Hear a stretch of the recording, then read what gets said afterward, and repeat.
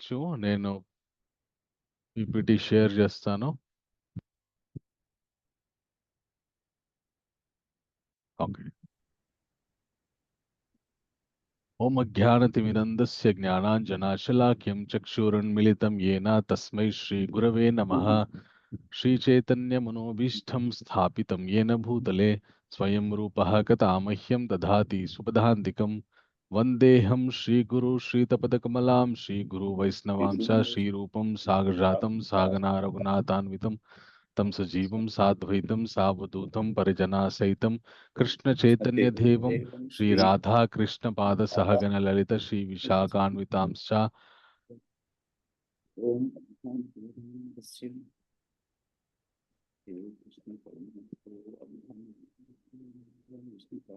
नमो विष्णुपादाय कृष्णपृष्ठाय भूतले श्रीमते भक्तिवेदांता स्वामी निति नामिने नमस्ते सरस्वते देव्ये गौरवाणी प्रचारिणे निर्विशेषा शून्यवादी पाश्चात्य देशतारिणे नमो महावदन्याय कृष्ण प्रेम प्रदायते कृष्णाय कृष्ण चैतन्य नामने गौरत्विसे नमः. हे कृष्ण करुणा सिंधु दीनबंधो जगतपते गोपेशा गोपिका कांता राधा कांता नमोस्तुते. तप्त कांचन गौरांगे राधे वृंदावनेश्वरी वृषभानुसुते देवी प्रणमामि हरिप्रिये. वाञ्छाकल्पतरुभ्यश्च कृपा सिन्धुभ्येव च पतितानां पावनेभ्यो वैष्णवेभ्यो नमो नमः. जय श्री कृष्ण चैतन्य नित्यानंद प्रभु नित्यानंद श्री अद्वैत गदाधर श्रीवासादि गौर भक्तवृंदा. हरे कृष्णा कृष्ण कृष्ण हरे हरे, हरे राम राम राम हरे हरे. जय जय श्री चैतन्य जय नित्यानंद जय अद्वैत चंद्र जय गौर भक्त वृंदा. ओम नमो भगवते वासुदेवाय, ओम नमो भगवते वासुदेवाय, ओम नमो भगवते वासुदेवाय. नारायणं नमस्कृत्य नरं चैव नरोत्तमं देवीं सरस्वतीं व्यासं ततो जयमुदरेत्. मुखं करोति वाचालं पंगुं लंघयते गिरिं यत्कृपातमहं वन्दे श्रीगुरुं दीनतारणं परमानन्दमाधवं శ్రీచైతన్య ఈశ్వరం. హరే కృష్ణ. అందరికీ స్వాగతం. ఈరోజు సెషన్లోకి. ఈరోజు మనము భగవద్గీతలోని 3వ అధ్యాయం చర్చించుకుంటున్నాం. ఎస్ చెప్పండి. कृष्ण प्रभु जी दंडवत प्रणाम प्रभु जी. హరే हरे కృష్ణ हरे कृष्ण హరే दंडवत కృష్ణ प्रणाम. హరే కృష్ణ దండవత్ ప్రణామ్. అయితే నిన్న మనము 2వ అధ్యాయం చర్చించుకున్నాము. సో 2వ అధ్యాయంలో ఆ 2వ అధ్యాయం మనందరికీ చాలా సులభంగా అర్థం అవ్వడానికి మనం ఏమని దానికి నామకరణం చేసుకున్నాం 2వ అధ్యాయానికి? గీత. Very good. ఎవరు చెప్పారు ప్రభు? దీపక్. దీపక్ నాయుడు ప్రభు. పురుషోత్తం ప్రభు. వెరీ గుడ్ ప్రభు, థ్యాంక్ యూ. సో జీ అంటే ఏమని తెలుసుకున్నాము? గురు. Very good. గురు. ఐ అంటే ఏమని తెలుసుకున్నాము? Identity. Very good. And T అంటే ఏమని తెలుసుకున్నాము? రెండు ధర్మాలు. ఏ అంటే ఏమని తెలుసుకున్నాము? ఆనందం. సో మనుష్యుడు విషాదంలో ఉన్నప్పుడు ఒక ఉత్తమమైనటువంటి గురువుని ఆశ్రయిస్తే ఆ గురువు మన యొక్క నిజ అస్తిత్వం గురించి చెప్తారు. చెప్పి మన కర్తవ్య బోధన చేస్తారు. ఆ కర్తవ్యాలు మనం చేయవలసినటువంటి కర్తవ్యాలు నిర్వర్తిస్తూ ఇంద్రియ నిగ్రహంతో నిర్వర్తిస్తూ ఉంటే శాశ్వత ఆనందం వైపు మన యొక్క ప్రయాణం సాగుతుంది అనేటువంటి విషయాన్ని తెలుసుకుంటూ నిన్న 2వ అధ్యాయాన్ని మనం ముగించుకున్నాము. ఈ రోజు మనము 3వ అధ్యాయం.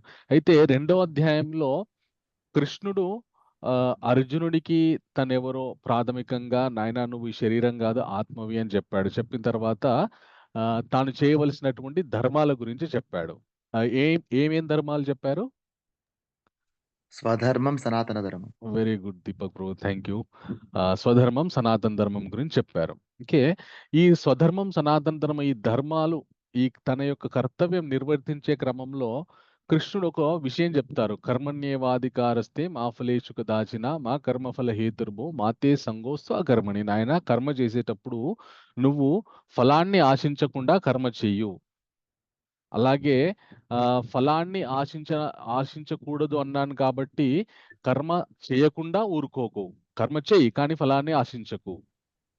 త్యాగమైన బుద్ధితోటి నువ్వు కర్మ చెయ్యి అని చెప్పేసి భగవంతుడు చెప్తాడు అనమాట. అయితే ఈ రోజు 3వ అధ్యాయం కర్మయోగము అర్జునుడి యొక్క ప్రశ్నతో మొదలవుతుంది అనమాట. అయితే ఈ 3వ అధ్యాయానికి మనము సులభంగా అర్థం చేసుకోవడానికి ఇచ్చినటువంటి పేరేంటి అంటే TREE. ఓకే, టీ అంటే త్యాగము. ఓకే. ఆర్ అంటే రెగ్యులేటెడ్ యాక్టివిటీస్, అంటే నియంత్రిత కార్యకలాపాలు. తర్వాత ఈ అంటే ఎక్సెంప్లరీ, ఆదర్శప్రాయమైన అటువంటి వ్యక్తులు ఎలా కర్మలు చేశారనేటటువంటి విషయము. తర్వాత ఇంకొక ఈ అంటే ఎనిమి, మన శత్రువు ఎవరు, నిజంగా మనుషులకి శత్రువు ఎవరు అనేటటువంటి విషయాల్ని మనము ఈ రోజు అధ్యాయంలో తెలుసుకోబోతున్నాం. సో మొట్టమొదటిగా మనము టీ అనే విషయం గురించి తెలుసుకుందాం. టీ అంటే ఏమని చెప్పుకున్నాము? త్యాగం. Very good, thank you Purushottam Prabhu. So త్యాగం గురించి తెలుసుకుందాం మనం. ఓకే, అయితే ఈ అధ్యాయము ఎలా మొదలవుతుందంటే అర్జునుడు ఒక ప్రశ్న వేస్తాడనమాట. ఏమని అంటే జాయసి చేత్ కర్మణస్తే మథా బుద్ధిర్జనార్దన తత్కిం కర్మాణి ఘోరే మాం నియోజయసి కేశవ వ్యామిశ్రేణైవ వాక్యేన బుద్ధిం మోహయసి వమే తదేకం వాద నిశ్చిత్య ఏన శ్రేయోహమాప్నుయాం అంటాడనమాట. అర్జునుడు ఏమంటాడంటే, కృష్ణ, మీరు కర్మ చేసేటప్పుడు కర్మ యొక్క ఫలితాల గురించి ఆశించకూడదని చెప్పారు. ఓకే, అంటే కర్మ యొక్క ఫలితాల గురించి ఆశించకుండా ఉండేటటువంటి గొప్ప బుద్ధి మీరు నేర్చుకోమని చెప్పారు.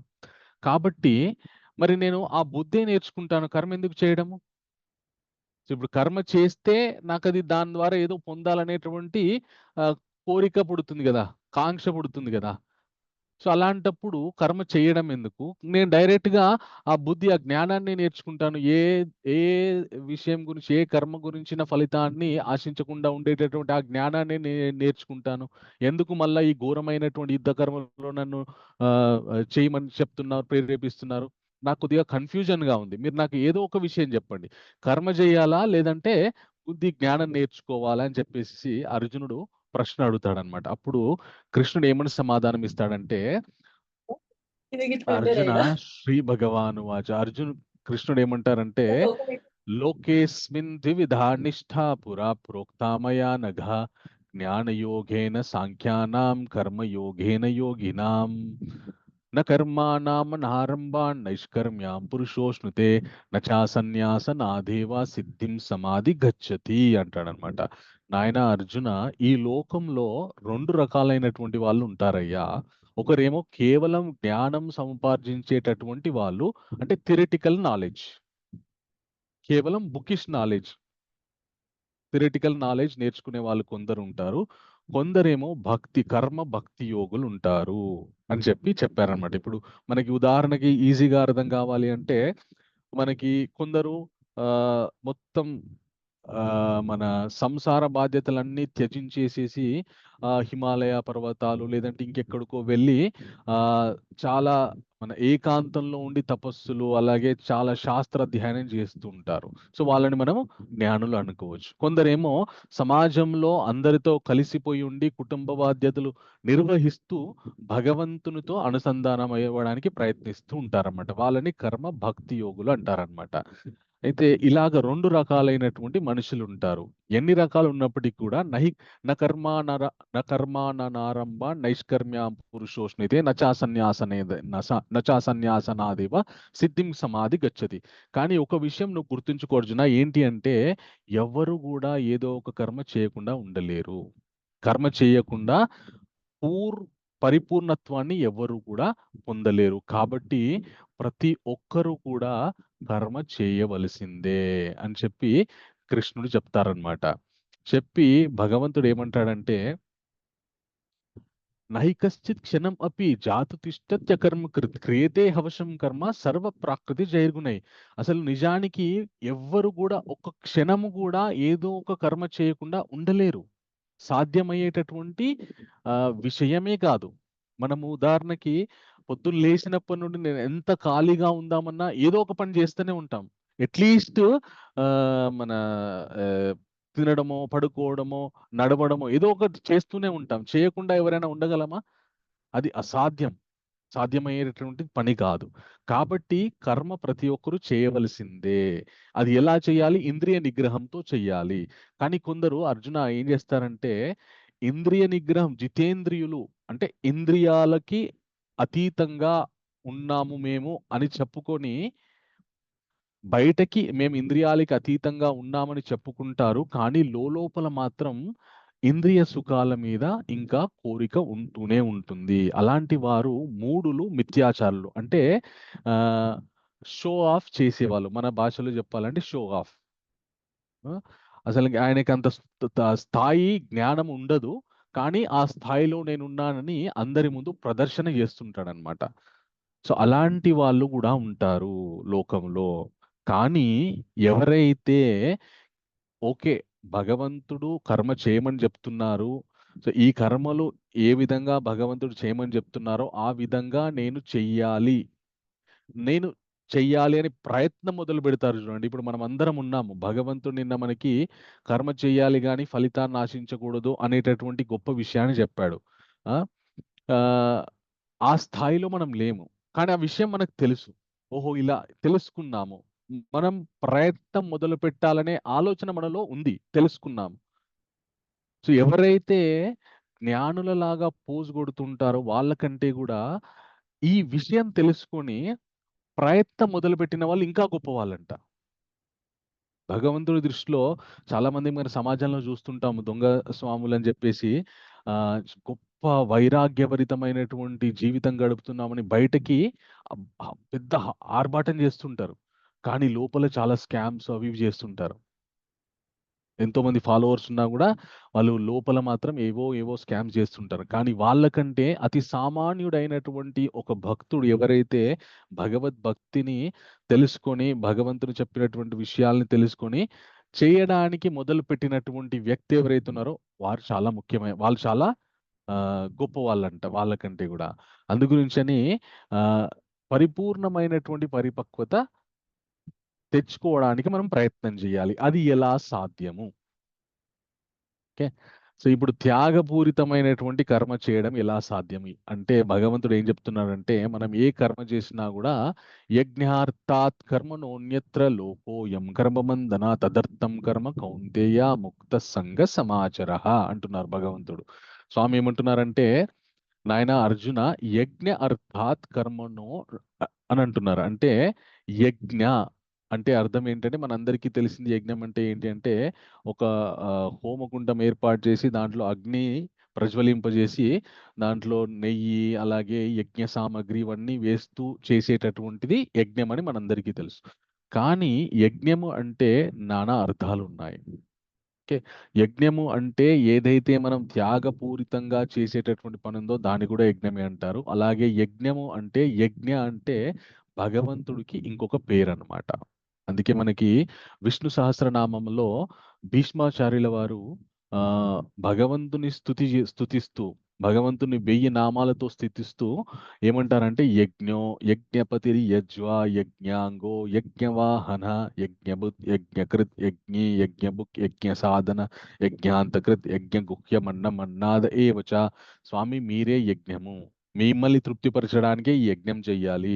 మీరే ఈ యజ్ఞంలో మేము సమర్పించేటటువంటి హవ్యము, యజ్ఞంలో మనం ఏవైతే వేస్తూ ఉంటామో సామగ్రి నెయ్యి అలాగే ఏదైతే వేస్తుంటామో వాటన్నిటిని కూడా హవ్యం అంటారనమాట. వీటిని స్వీకరించేది మీరే, సమస్త ఈ యజ్ఞ క్రతువు మొత్తం మీరే అయి ఉన్నారు అని భగవంతుని భీష్మాచార్యుల వారు అంపశయ్య మీద పడుకున్నప్పుడు కీర్తిస్తారనమాట. అందుకే భగవంతునికి ఇంకొక నామం ఏంటండి?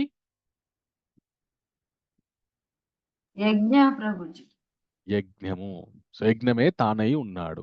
సో ఆ యజ్ఞ అర్థాత్ కర్మణో యత్ర, యజ్ఞ అంటే విష్ణువు, ఆయన ప్రీత్యర్థం, విష్ణు ప్రీత్యర్థం, నా ప్రీత్యర్థం నువ్వు కర్మ చెయ్యు. ఒకవేళ నా ప్రీత్యర్థం నువ్వు కర్మ చేయలేదనుకో, అప్పుడు నువ్వు యజ్ఞార్థాత్ కర్మణోన్యత్ర లోకోయం కర్మబంధన, ఈ లోకంలో కర్మబంధనాల్లో చిక్కుకుంటావు. నువ్వు నా ప్రీత్యర్థం నువ్వు కర్మ చెయ్యి, నా ప్రీత్యర్థం నువ్వు కర్మ చేయకపోతే ఈ కర్మబంధనాల్లో నువ్వు చిక్కుకుంటావు అని చెప్పి భగవంతుడు చెప్తున్నాడు అనమాట. ఇది చెప్పగానే మనందరికీ ఒకటి ప్రాథమికమైనటువంటి ప్రశ్న వస్తుంది. ఏంటి అంటే, అదేంటంటే ఇంకా జీవితం మొత్తం భగవంతుని గురించే త్యాగం చేసి బతకాలా అంటే, మున్ముందు భగవంతుడు చెప్పే విషయాల్లో గనక మనం శ్రద్ధగా వింటే మనకు తెలుస్తుందన్నమాట. భగవంతుని తృప్తిపరచకుండా మన జీవితము ఉండబోదు, ఉండలేదు.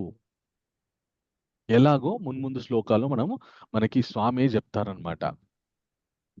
సో ఇప్పుడు భగవంతుడు ఎవరి గురించి కర్మ చేయమని చెప్తున్నారు? హరే కృష్ణ. ఫలితం ఆశించకుండా చేయమంటున్నారు. అదే ఎవరి గురించి చేయమని చెప్తున్నాడు కర్మ? భగవంతుని గురించే చేయమంటున్నారు. ఓకే.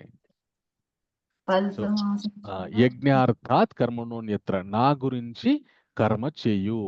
ఓకే, ఒకవేళ నా భగవంతుని గురించి నువ్వు కర్మ చేయకపోతే నువ్వు మళ్ళీ కర్మ బంధనాల్లో చిక్కుకుంటావని చెప్పేసి భగవంతుడు చెప్తున్నాడు అనమాట. అయితే త్యాగము అనేటటువంటి పదానికి నిర్వచనం ఏంటి అంటే ఆ మన మన స్వలాభం చూసుకోకుండా పరమార్థం గురించి, ఇతరుల యొక్క లాభం గురించి చేసేటటువంటి పని త్యాగం. ఇతరుల గురించి చేసేటటువంటి పని త్యాగం. అవునా కాదా? ఓకే. సో ఇప్పుడు అవును. భగవంతుడు ఏమని చెప్తున్నాడు? మీరు చేసేటటువంటి కర్మలన్నీ కూడా నా గురించి చేయండి, అంటే త్యాగపూరితమైనటువంటి బుద్ధితోటి మీరు కర్మలు చేయండి అని చెప్పి భగవంతుడు చెప్తున్నాడు. ఓకే, అయితే మరి భగవంతుడు ఎందుకు అలా చెప్పారు? ఆ విషయాన్ని మనం కొద్దిగా లోతుగా అర్థం చేసుకోవడానికి ప్రయత్నం చేద్దాం. ఆయన అలా చెప్పడానికి ఒక కారణం ఉందండి. ఆయన ఊరికే మనల్ని మన మన జీవితం మొత్తం ఆయనకు అంకితం చేయమని ఊరికేనే చెప్పడు ఆయన. దానిలో భగవంతుడు చెప్పే ప్రతి విషయంలో ఒక పరమార్థం ఉంటుందన్నమాట. భగవంతుడు ఇప్పుడు మనము ఈ భూమి, ఈ మనం అనుభవిస్తున్నటువంటి ఈ భోగభాగ్యాలు, ఈ ప్రకృతి, ఇవన్నీ ఏ శాస్త్రవేత్త అయినా కనిపెట్టాడా? లేదంటే మనంతల మనమే మనకున్నటువంటి జ్ఞానంతో ఈ ప్రకృతిని సృష్టించామా?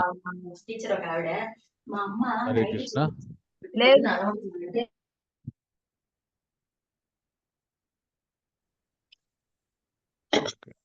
సో హరే కృష్ణ ప్రభుజీ మ్యూట్ లో ఉన్నారు.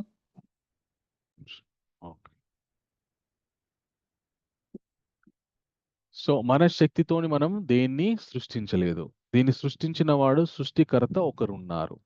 ఆయన ఏం చెప్తున్నారంటే ఇప్పుడు ఈ రోజు మనం చెప్పుకునే అధ్యాయానికి మనము సులభంగా గుర్తుండడానికి ఏం పేరు ఇచ్చుకున్నాం మనము? Hare Krishna. Shri Prabhuji. Tree. Okay, very good, very good. So ఇప్పుడు టీ అనే ఒక పదం, త్యాగం గురించి మనం మొదటి 9 శ్లోకాల్లో నేర్చుకున్నాం. ఓకే, తర్వాత ఇప్పుడు ట్రీ అనే పదంలో నెక్స్ట్ పదంలోకి మనం అడుగు పెడుతున్నాము. నెక్స్ట్ పదం ఏంటి అంటే ఆర్. ఆర్ అంటే ఏమని చెప్పుకున్నాం? హరే కృష్ణ, దయచేసి మ్యూట్ లో ఉండండి. Regulated activities. Regulated activities, very good. ఒక్క నిమిషం.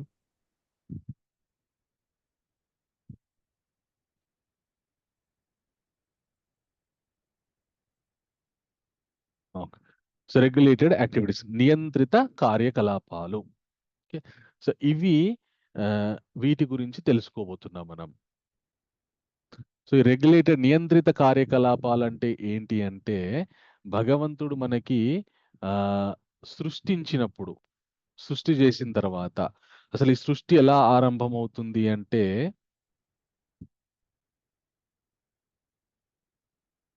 అయిపోయింది. ఓకే,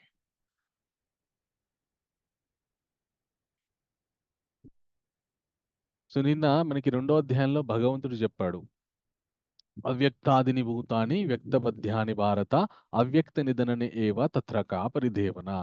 ఇప్పుడు ఉన్నటువంటి జీవులు, ఈ సమస్త సృష్టి అంతా కూడా ఒకప్పుడు అవ్యక్తంలో ఉండేది, ఇప్పుడు వ్యక్తం అవుతుంది, మళ్ళీ కొద్ది కాలం తర్వాత మళ్ళీ అవ్యక్తంలోకి వెళ్ళిపోతుంది. అంటే ప్రళయం వచ్చి మళ్ళీ అంతా లయం అయిపోతుంది. అయిపోయిన తర్వాత మళ్ళా కొంతకాలం తర్వాత భగవంతుడు సృష్టిని ఆరంభిస్తాడు. ఆరంభించిన తర్వాత ఆయన మొట్టమొదట ఆ చతుర్ముఖ బ్రహ్మని సృష్టిస్తాడు. ఆయన నాభిలో నుండి చతుర్ముఖ బ్రహ్మ ఉద్భవిస్తాడు. ఆ బ్రహ్మ సృష్టిని చేయడం మొదలు పెడతాడనమాట. ఆయన మనస్సుతోటి తన మానస పుత్రులని సృష్టిస్తాడు, తర్వాత సప్తర్షులను సృష్టిస్తాడు, తర్వాత దేవతలని, ప్రజాపతులని, మనువులని ఇట్లాగా సృష్టిస్తూ ఉంటాడనమాట. ఈ ప్రజాపతులకి, అలాగే సప్తర్షులకి, మనువులకి, వీళ్ళందరికీ కూడా ఆయన బ్రహ్మ ఏమని ఆజ్ఞాపిస్తారంటే, మీరు ప్రజ ఉత్పత్తి చెయ్యండి, అంటే పాపులేషన్ పెంచండి మీరు అని చెప్పి చెప్తారన్నమాట. చెప్పగానే వాళ్ళంతా కూడా ప్రజా ఉత్పత్తి చేయడానికి ఆ సంకల్పించుకొని ప్రజోత్పత్తి చేస్తారనమాట. ఇప్పుడు ఉదాహరణకి మనకి ఇక్కడ దీపక్ నాయుడు ప్రభు ఉన్నారు. ప్రభు, మీ గోత్రం ఏంటి? ఒక్క నిమిషం అన్మ్యూట్ చేసుకునే ఆప్షన్ ఇస్తాను మీకు. చెప్పండి, అన్మ్యూట్ చేసుకొని. మీ గోత్రం ఏంటి? వన ఋషి గోత్రం. ప్రభు, ఏం గోత్రం? వన ఋషి. వన ఋషి గోత్రం. ఓకే. అలాగే పురుషోత్తం ప్రభు ఉన్నారు. మీ గోత్రం ఏంటి ప్రభు? మారుట్ల గోత్రం. మారుట్ల గోత్రం. ఇలాగా మనందరికీ కూడా ఒక గోత్రం ఉంటుంది. ఓకే. సో ఈ గోత్రం ఎవరిది, ఎక్కడ నుండి వచ్చింది? ఇప్పుడు దీపక్ నాయుడు ప్రభుని అడిగాను, వన ఋషి గోత్రం అని చెప్పారు. అంటే వన ఋషి, ఆ వన ఋషి అనేటటువంటి సంతతి అన్నమాట. వాళ్ళ వంశస్థులంతా కూడా ఎవరు? ఆ వన ఋషి యొక్క సంతతి అన్నమాట. ఇట్లాగా. అలాగే పురుషోత్తం ప్రభు చెప్పారు మారుట్ల గోత్రం అని. అలాగా మన గోత్రాలన్నీ కూడా ఫలానా మన భారద్వాజ గోత్రం అని కొందరికి ఉంటుంది, ఆత్రేయ గోత్రం అని కొందరికి ఉంటుంది. ఇట్లాగా నానా గోత్రాలు ఉంటాయి అన్నమాట. అయితే ఎప్పుడైతే బ్రహ్మ ఈ ఋషులని, మన సప్త ఋషులని వీళ్ళని సృష్టించారో, వాళ్ళని ప్రజోత్పత్తి చేయమని చెప్పినప్పుడు వాళ్ళు ఇంకా గృహస్థాశ్రమంలోకి ప్రవేశించి సంతానాన్ని కనడం మొదలుపెట్టి వాళ్ళ సంతానం, వాళ్ళ సంతానం, వాళ్ళ సంతానం, అలాగా మొత్తం ఈ ప్రజల యొక్క వ్యాప్తి జరిగిందనమాట. ఓకే. సో ఎప్పుడైతే ఇంత ప్రజల యొక్క వ్యాప్తి జరిగిందో, ఇప్పుడు మనము ఒక ఊర్లో ఉన్నామండి. ఆ ఊర్లో ఎవరు ఇష్టం వచ్చినట్టు వాళ్ళు ప్రవర్తిస్తున్నారనుకోండి. ఉదాహరణకి మన కాలనీ ఉంది. మన కాలనీలో ఎవరు ఇష్టం వచ్చినట్టు వాళ్ళు ప్రవర్తిస్తున్నారనుకోండి, కాలనీ ఎలా ఉంటుంది? అస్తవ్యస్తంగా, చెత్త ఎక్కడ పడితే అక్కడ చెత్త పడిపోతుంది. రోడ్లు నీటిగా ఉండవు. ఎవరికి ఇష్టం వచ్చినట్టు వాళ్ళు రోడ్డు తవ్వేసుకుంటారు. కాబట్టి మన కాలనీకి కొన్ని రూల్స్ అని పెట్టుకుంటాం మనం.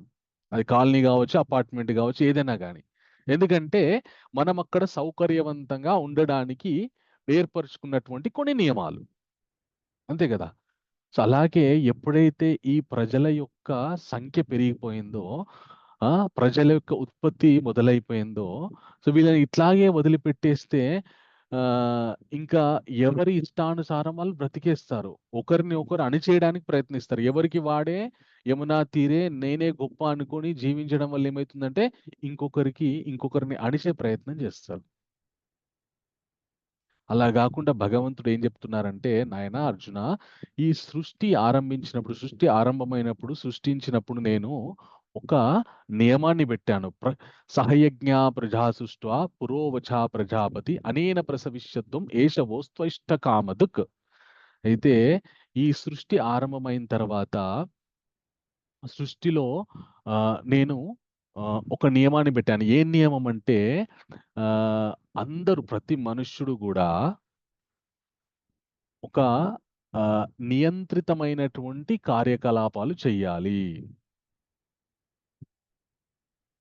మీరంతా కూడా నా ప్రీత్యర్థము యజ్ఞములనేటటువంటివి చెయ్యాలి ఈ జగత్తులో. అలా చేస్తేనే మీరు బంధ విముక్తి కలుగుతుంది మీకు.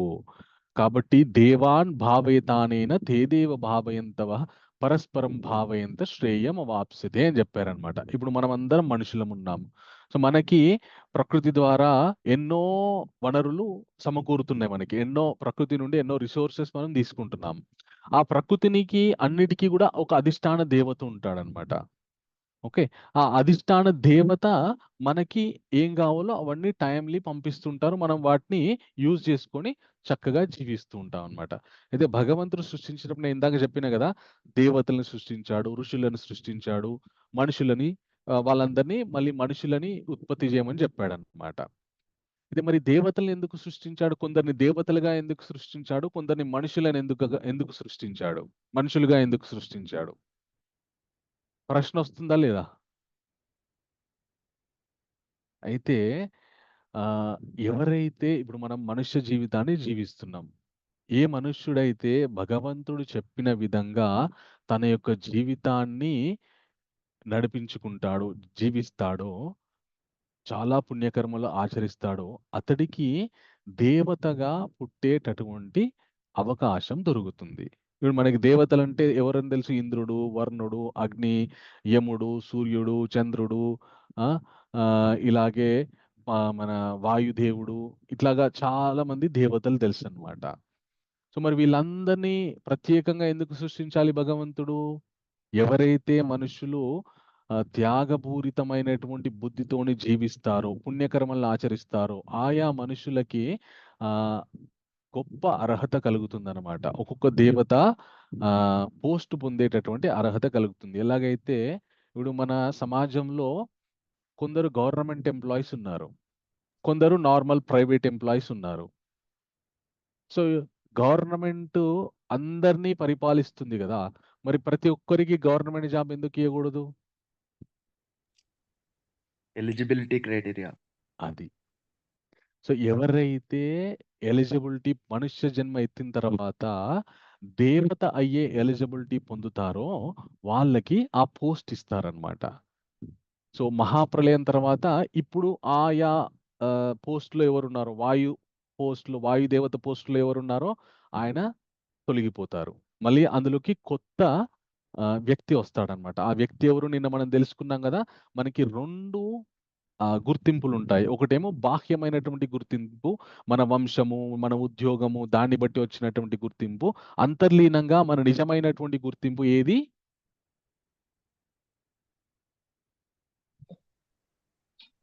హరే కృష్ణ. పురుషోత్తం ప్రభు, ప్రయత్నం చేయండి చెప్పడానికి. ఆత్మ మన నిజమైనటువంటి గుర్తింపు ఏది? ఆత్మ ప్రభుజీ. మనం ఓకే, కృష్ణ పరమాత్మని అంశాలం ప్రభు మనం. Okay, very good.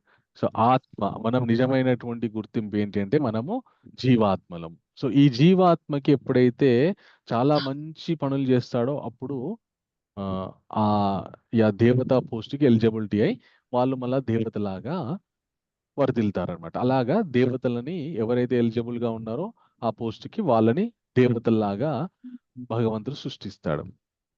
భగవంతుడు ఏం చెప్తున్నారంటే, అయితే ఇప్పుడు దేవతలు మీకు అన్ని ఇస్తారు, మీరు వాళ్ళకి తిరిగి మళ్ళీ దేవతలకి మీరు చక్కటి యజ్ఞయాగాది క్రతువులు చేసి వాళ్ళకి కావాల్సింది మీరు ఇవ్వాలి అని చెప్తున్నారని భగవంతుడు. అంటే మనుష్యులు దేవతలని తృప్తిపరచాలి, దేవతలు మళ్ళీ మనుష్యులని తృప్తిపరుస్తారు, వాళ్ళకి కావలసినటువంటి విషయాల్ని అనుగ్రహిస్తూ వాళ్ళకి తృప్తిపరుస్తారనమాట. ఇలాగా ఒక నియమం పెట్టాడు భగవంతుడు.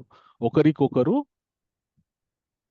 సాటిస్ఫై చేసుకుంటూ, ఒకరి గురించిన ఒకరు పాటుపడుతూ, ఒకరికి సంబంధించింది ఒకరు సమకూర్చుతూ మీరు పరస్పరం శాంతియుతంగా జీవించండి అని చెప్పేసి భగవంతుడు చెప్పడం జరిగింది. ఓకే, సో అలాగా కృష్ణ అలా ఒకవేళ గనక మనకి అన్ని కూడా దేవతలు ఇస్తున్నారు కదా, మరి వాళ్ళకి తిరిగి మనము ఏదైనా సమర్పించకపోతే ఏంటంట? యజ్ఞశిష్ట సినాసంతో ముంచతే సర్వకిల్బిషై భుంజతే త్వగం పాప ఏ పచంతి ఆత్మకారణాత్. సో మనం యజ్ఞం ద్వారా దేవతల్ని మీరు తృప్తిపరచాలి. హరే కృష్ణ. ఋష్విక్ ప్రభు ప్రశ్న అడుగుతున్నారు, ఏంటి? సరే మ్యూట్ చేసుకొని అడగండి.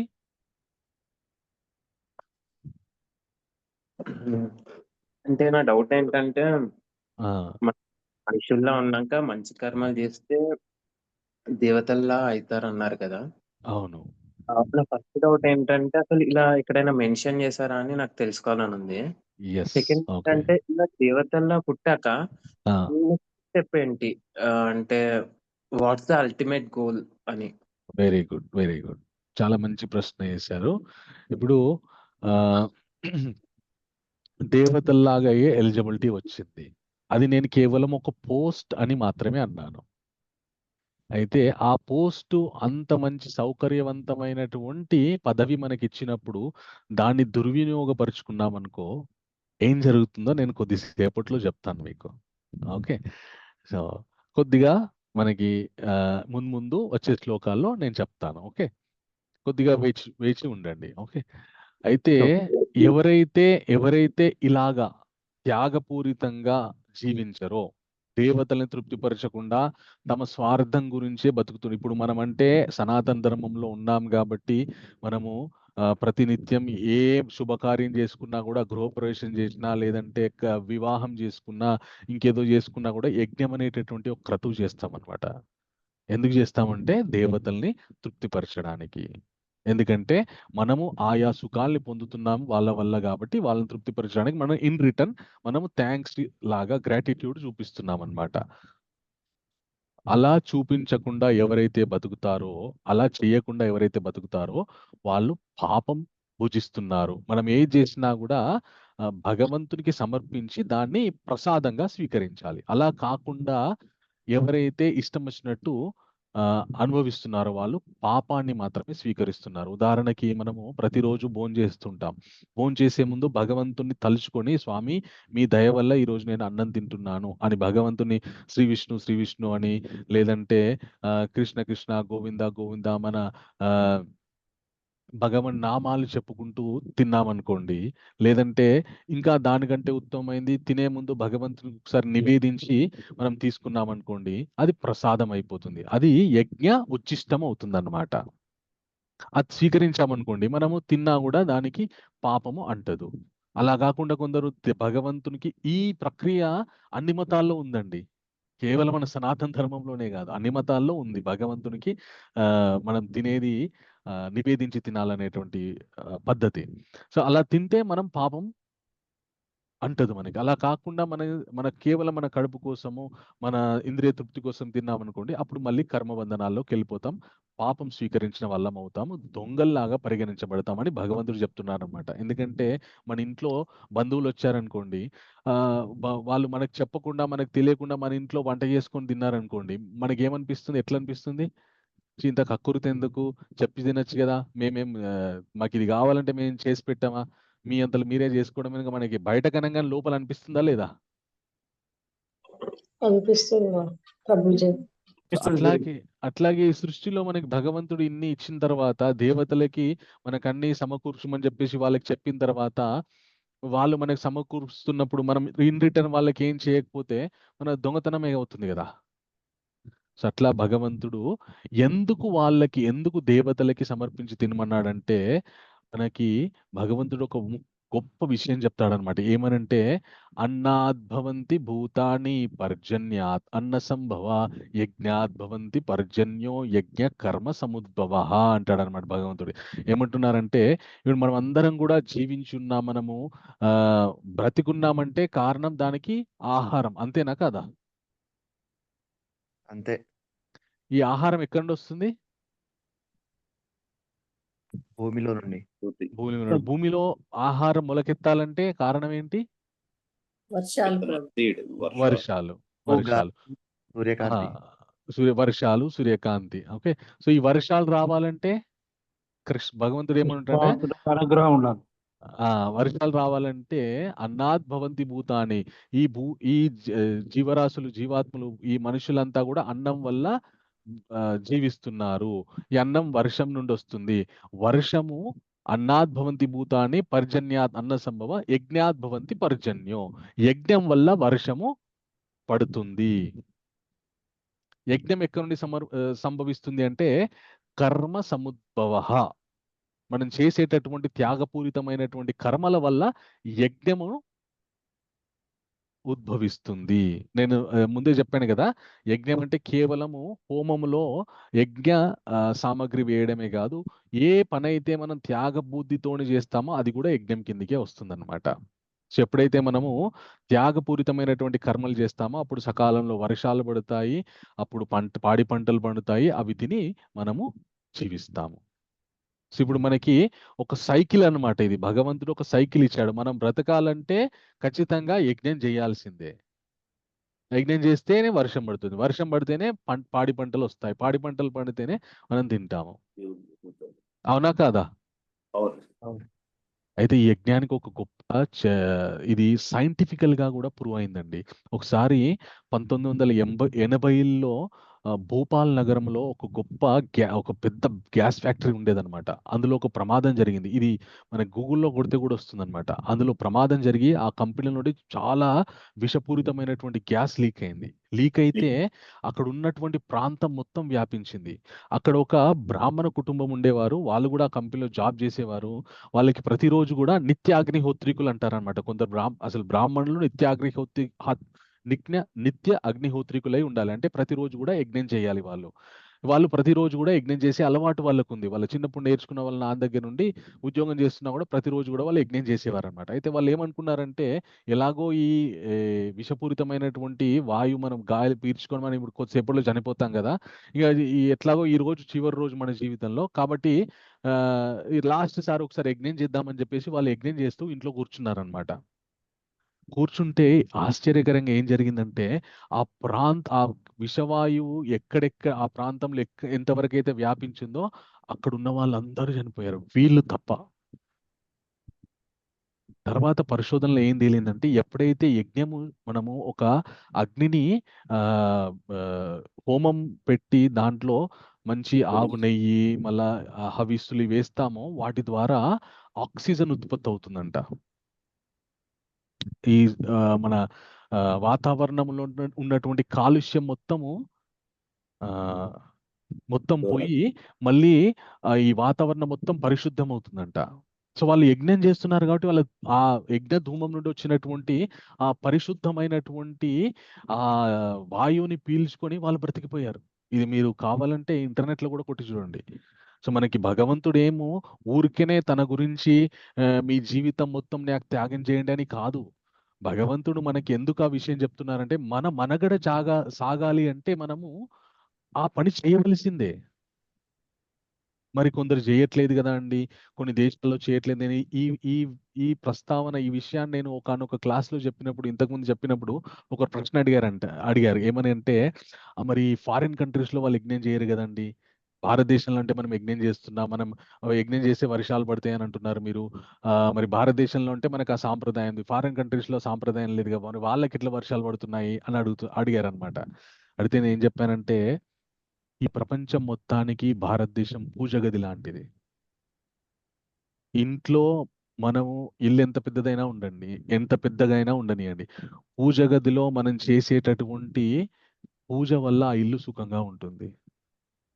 సో భారతదేశంలో జరిగేటటువంటి వైదిక కర్మల వల్ల సమస్త ప్రపంచం ప్రశాంతంగా ఉంటుంది.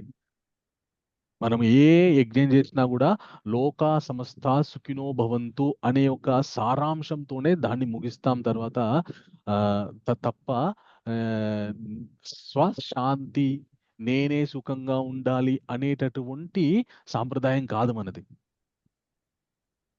కాబట్టి మనము ఎప్పుడైతే భారతదేశంలో ఇంత వైదిక కర్మలు ఇంకా ధర్మాత్ములు ఉన్నారు. ఇప్పుడు మీరంతా కూడా ధార్మికత వైపు కొద్దిగా ఎంతో కొంత మీకు ఆ ఇష్టం ఉంది, తెలుసుకోవాలనే కుతూహలం ఉంది కాబట్టి మీరందరు ఇక్కడ ఇంత గొప్ప విషయాలు వింటున్నారు. అంటే సమాజంలో ఇంకా ధార్మికత గురించి ఆసక్తి ఉన్న వాళ్ళు ఉన్నారా లేదా? మీలాంటి వాళ్ళు ఉన్నట్టే కదా. సో అందుకే ఇంకా ఈ లోకం నడుస్తుంది. భూదేవి కంట భారం ఎప్పుడైతుందంట అంటే, పాపాత్ములు ఉన్నప్పుడు, పాపం పెరిగిపోయినప్పుడు. ఎప్పుడైతే ఇంకా వైదిక కర్మలను ఆచరించకుండా తమ స్వార్థం గురించి ఎప్పుడైతే జీవిస్తారో అప్పుడు భూదేవికి భారం కలుగుతుందంట. అట్లా కాకుండా యజ్ఞార్థాత్ కర్మణోన్యత్ర అని భగవంతుడు ఊరికే చెప్పలేదు. మన మనుగడ సాఫీగా సాగాలి అంటే మనము త్యాగపూరితమైనటువంటి కర్మలు చేయాలి. అయితే మనకి ఏం చెప్పారు అంటే, ప్రతి మనుష్యుడు కూడా 5 యజ్ఞాలు ఖచ్చితంగా చేయాలి అని చెప్పారనమాట. అవి ఏంటి అంటే నోట్ చేసుకోండి. ఋషి యజ్ఞం, దేవయజ్ఞం, పితృయజ్ఞం, మనుష్య యజ్ఞం, భూత యజ్ఞం. మళ్ళీ చెప్తాను. ఋషి యజ్ఞం, దేవయజ్ఞం, ఆ తర్వాత పితృయజ్ఞం, మనుష్య యజ్ఞం, భూత యజ్ఞం. ఋషి యజ్ఞం అంటే ఏంటి అంటే, ఋషులని మనం సంతృప్తి పరచాలి. ఋషులు అంటే ఎవరంటే మనకి ఈ ఆధ్యాత్మిక విషయాలు, ఈ గ్రంథాలు ఇచ్చినటువంటి వ్యాస మహర్షి ఉన్నారు, మళ్ళా పరాశర మహర్షి ఉన్నారు, గౌతమ మహర్షి ఉన్నారు. ఇలాగ చాలా మంది ఋషుల యొక్క కృషి వల్ల మనం ఈరోజు వైదిక ధర్మం గురించి తెలుసుకుంటున్నాము. అయితే మొట్టమొదట భగవంతుడు వేదాన్ని ఆయన పుస్తకం ద్వారా వేయలేదు, ఆయన వాణి ద్వారా ఇచ్చారు. దాన్ని ఋషులు గ్రంథస్థం చేశారనమాట. సో వాళ్ళ యొక్క రుణం తీర్చుకోవాలంటే ఋషులు ఇచ్చినటువంటి గ్రంథాలని మనము జీవితంలో ఎంతో కొంత చదవడానికి, నేర్చుకోవడానికి ప్రయత్నిస్తే వాళ్ళ యొక్క రుణం తీరుతుంది. ఇప్పుడు మనం అందరం కూడా ఋషి రుణం తీర్చుకుంటున్నాం ఈ భగవద్గీత విని. ఆ తర్వాత ఋషి యజ్ఞం తర్వాత ఇంకొక యజ్ఞం ఏమని చెప్పాను?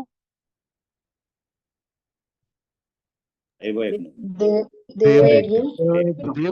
దేవతలని ఎలా సంతృప్తిపరచాలి అంటే మనము చేసేటటువంటి అర్పణ ఏదైతే ఉందో, త్యాగబుద్ధితో వాళ్ళకి మనము వాళ్ళ నుండి వచ్చింది మళ్ళీ వాళ్ళకి ఎంతో కొంత సమర్పిస్తుంటాం. మనమేం దేవుడికి మనము ఇంత వంట చేసుకున్నాం అనుకోండి, దానిలో కొద్ది పదార్థం దేవునికి పెట్టామనుకోండి, అది మొత్తం ఆయన తినేయాడు, భగవంతుడు ఏం తినేయాడు. దాన్ని భగవంతుడు పెట్టారా లేదా అని చూస్తారంతే. అది మళ్ళీ మనకే ఉండిపోతుంది. కేవలం ఎక్నాలెడ్జ్ చేయడం అంతే, గౌరవించడం అంతే. సో అలా చేయడం వల్ల దేవతలు తృప్తి చెందుతారు.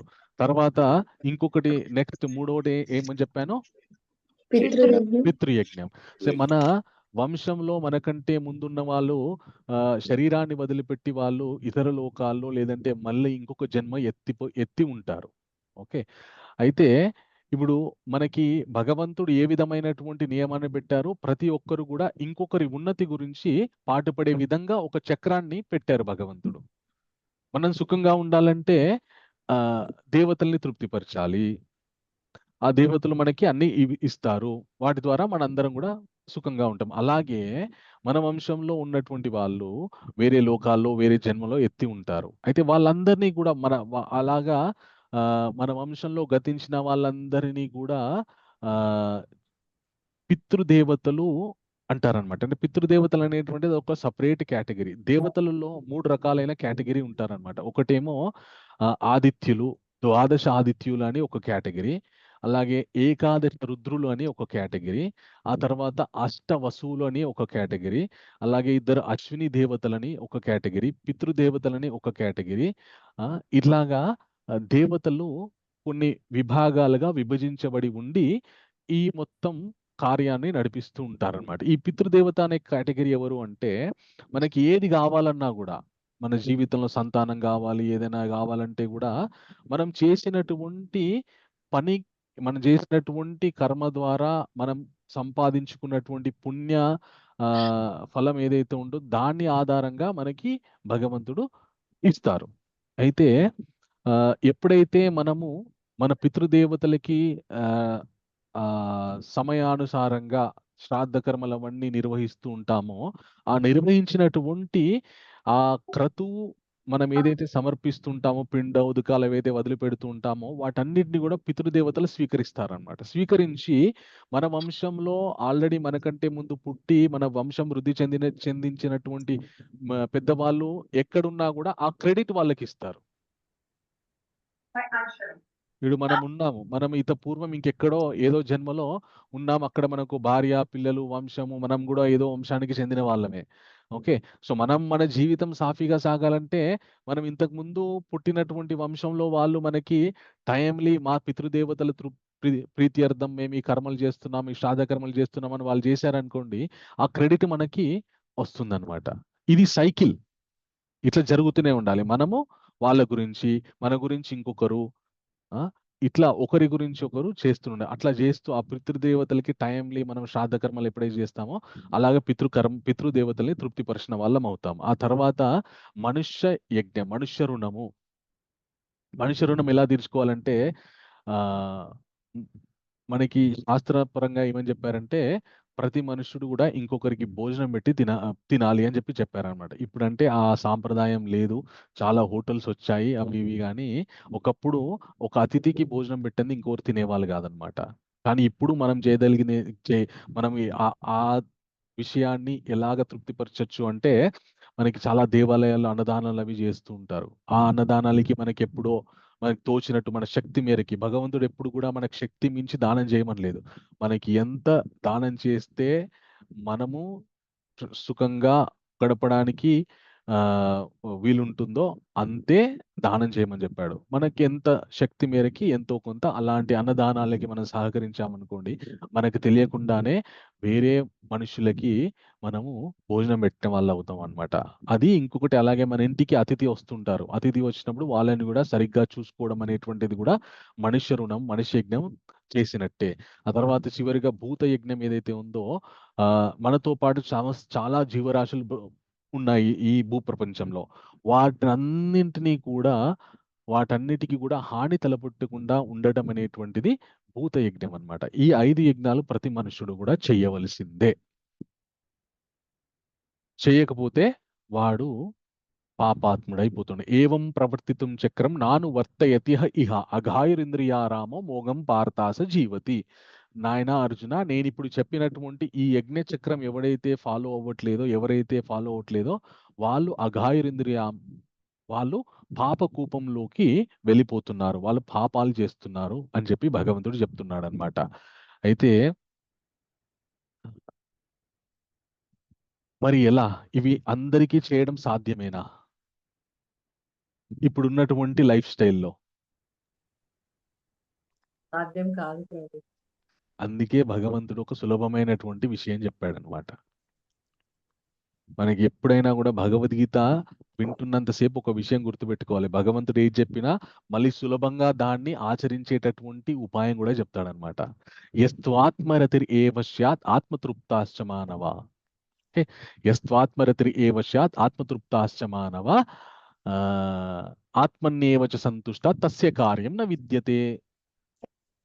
ఏ మనుష్యుడైతే ఆత్మజ్ఞానంతో ఆత్మసంతృప్తుడై ఉంటాడో, ఇంద్రియ నిగ్రహంతో ఆత్మజ్ఞానాన్ని నేర్చుకోవడానికి, ఆత్మజ్ఞానం తెలుసుకోవడానికి అన్వేషణ మొదలు పెడతాడో, ఆ మనుష్యుడికి ఈ కర్మలు చేయకపోయినా మినహాయింపు ఉంది. ఇప్పుడు మనకి 2 ఆప్షన్స్ ఉన్నాయి. ఒకటి, ఈ భగవంతుడు చెప్పినటువంటి ఈ కర్మలు, ఈ చక్రము, ఇవన్నీ తూచా తప్పకుండా పాటించడము. ఇంకొక ఆప్షను, చక్కగా భగవంతుడు చెప్పినటువంటి జ్ఞానాన్ని, నేను ఈ శరీరం కాదు, నేను ఈ భౌతిక గుర్తింపు కాదు, నేను ఆత్మని, నేను పరమాత్మకి దాసుని అనేటటువంటి విషయాన్ని మనము గుర్తు చేసుకుంటూ, ఆ విషయం గురించి జ్ఞానం తెలుసుకుంటూ ఉండడం అనేటువంటిది చేసినా కూడా ఈ కర్మలు చేసిన దానితో సమానమే అని చెప్పి భగవంతుడు చెప్తున్నాడు. ఇప్పుడు ఏది సులభమైంది?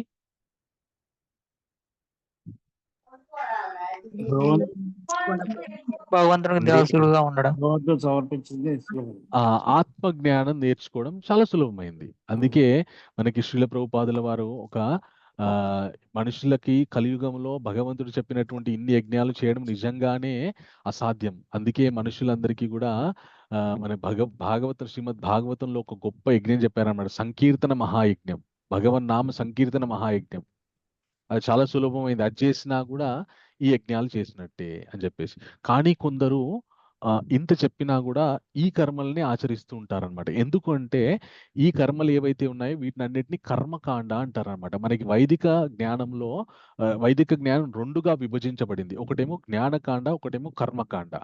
జ్ఞానకాండ అంటే నేనెవరిని, నాకు భగవంతుడికి సంబంధం ఏంటి, నేను ఎంతకాలం ఈ పుట్టడం చావడం ఈ చక్రంలోనే తిరుగుతూ ఉండాలి, దీనికంటే అతీతమైనటువంటి ఉన్నత స్థితికి, ఇంకా మళ్ళీ పుట్టాల్సినటువంటి అవసరం లేని శాశ్వత ఆనంద స్థితికి వెళ్ళడానికి ఎందుకు ప్రయత్నించకూడదు అనేటటువంటి ఆలోచన, జిజ్ఞాస ఏదైతే ఉందో అది జ్ఞానకాండకి సంబంధించినటువంటిది.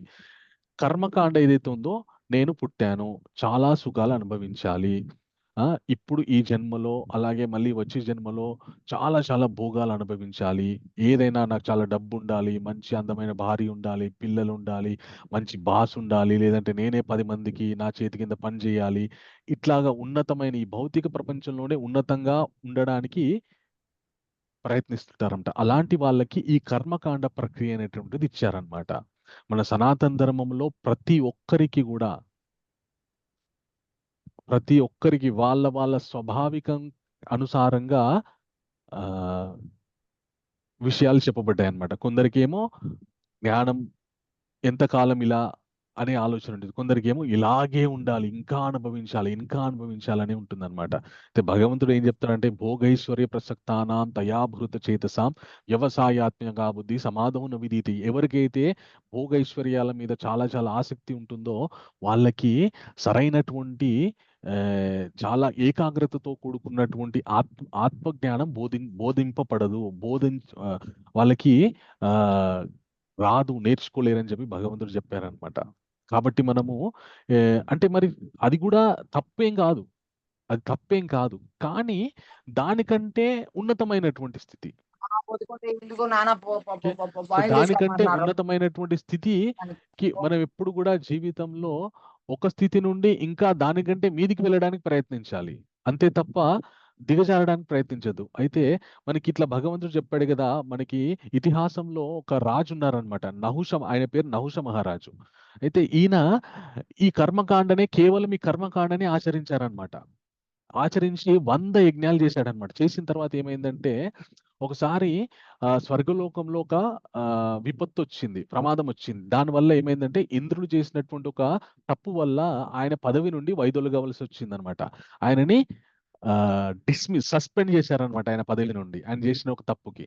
ఇప్పుడు ఆ పదవికి ఎవరు లేరు స్వర్గలోకంలో, ఇంద్ర పదవికి మీద ఎవరు లేకపోతే రాక్షసులు దండయాత్ర చేసి మళ్ళీ స్వర్గాన్ని కబ్జా చేసేస్తారనమాట.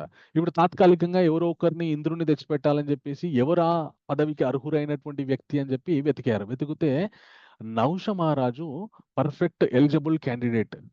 రెజ్యూమే చూస్తే 100 యజ్ఞాలు ఉన్నాయి, మంచివాడు, పుణ్యకర్మలు చేశాడు, కర్మకాండ బాగా చేశాడు, సో ఈయన ఎలిజిబుల్ పర్సన్ అని చెప్పి ఆయనకి వెళ్ళి చెప్పారు, నాయన నువ్వు ఇంద్ర పదవికి ఎలిజిబుల్ పర్సన్వి, నువ్వు వచ్చి ఇంద్ర పదవి అధిరోహించు, ఇంద్రుడిలాగా పరిపాలించు అని చెప్పారు. చెప్పగానే ఈయన వెళ్ళి సంతోషంగా వెళ్ళి ఇంద్ర పదవి మీద కూర్చొని ఇంద్ర స్వర్గలోకాన్ని పరిపాలించడం మొదలు పెట్టాడనమాట. మొదలు పెట్టిన తర్వాత కొన్ని రోజులు అయిన తర్వాత ఏమైంది అంటే ఈయన కేవలం కర్మకాండనే చేశాడు కదా, చేయడం వల్ల ఇంద్ర పదవికి వెళ్ళాడు. ఇంద్ర పదవికి వెళ్ళిన తర్వాత ఈయనకి వెర్రి కోరిక ఏం పుట్టిందంటే ఇప్పుడు నేను ఇంద్రుణ్ణి, కాబట్టి ఇంద్రుడు అనుభవించే సమస్త భోగాలు కూడా నేను అనుభవించాలి, అవన్నీ కూడా నావే.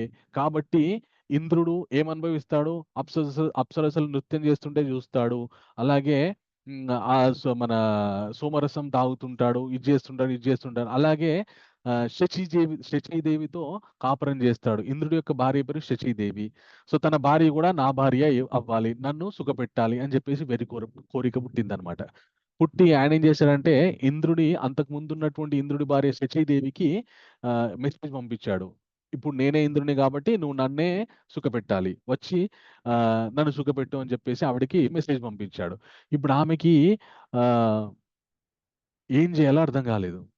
ఇప్పుడు వీడిని తిరస్కరిద్దామా అంటే ఇప్పుడు ఇంద్రుడు ఈయన్నే, ఏమనలేను అని ఆవిడ ఏం చేసిందంటే దేవతలందరికీ గురు బృహస్పతి ఆయన దగ్గరికి వెళ్ళింది. ఆయన దగ్గరికి వెళ్ళి, అయ్యా గురువు గారు, ఈ కొత్త ఇంద్రుడు మీరు తెచ్చిపెట్టారు కానీ వాడి వెర్రి కోరిక ఇగో ఇదండి, నన్ను రమ్మంటున్నాడు, సుఖపెట్టమంటున్నాడు, ఇదేం పిచ్చి కోరిక, నేనేం చేయాలంటే ఆ బృహస్పతి ఏమన్నాడంటే సరే నువ్వు ఒప్పుకో అమ్మా అని చెప్పాడు. అంటే ఇదేంటండి మీరు మీ దగ్గరికి వస్తే ఉపాయం ఇస్తారంటే ఇంకా అపాయంలోకి తోసేస్తున్నారని చెప్పి ఆవిడ అన్నది.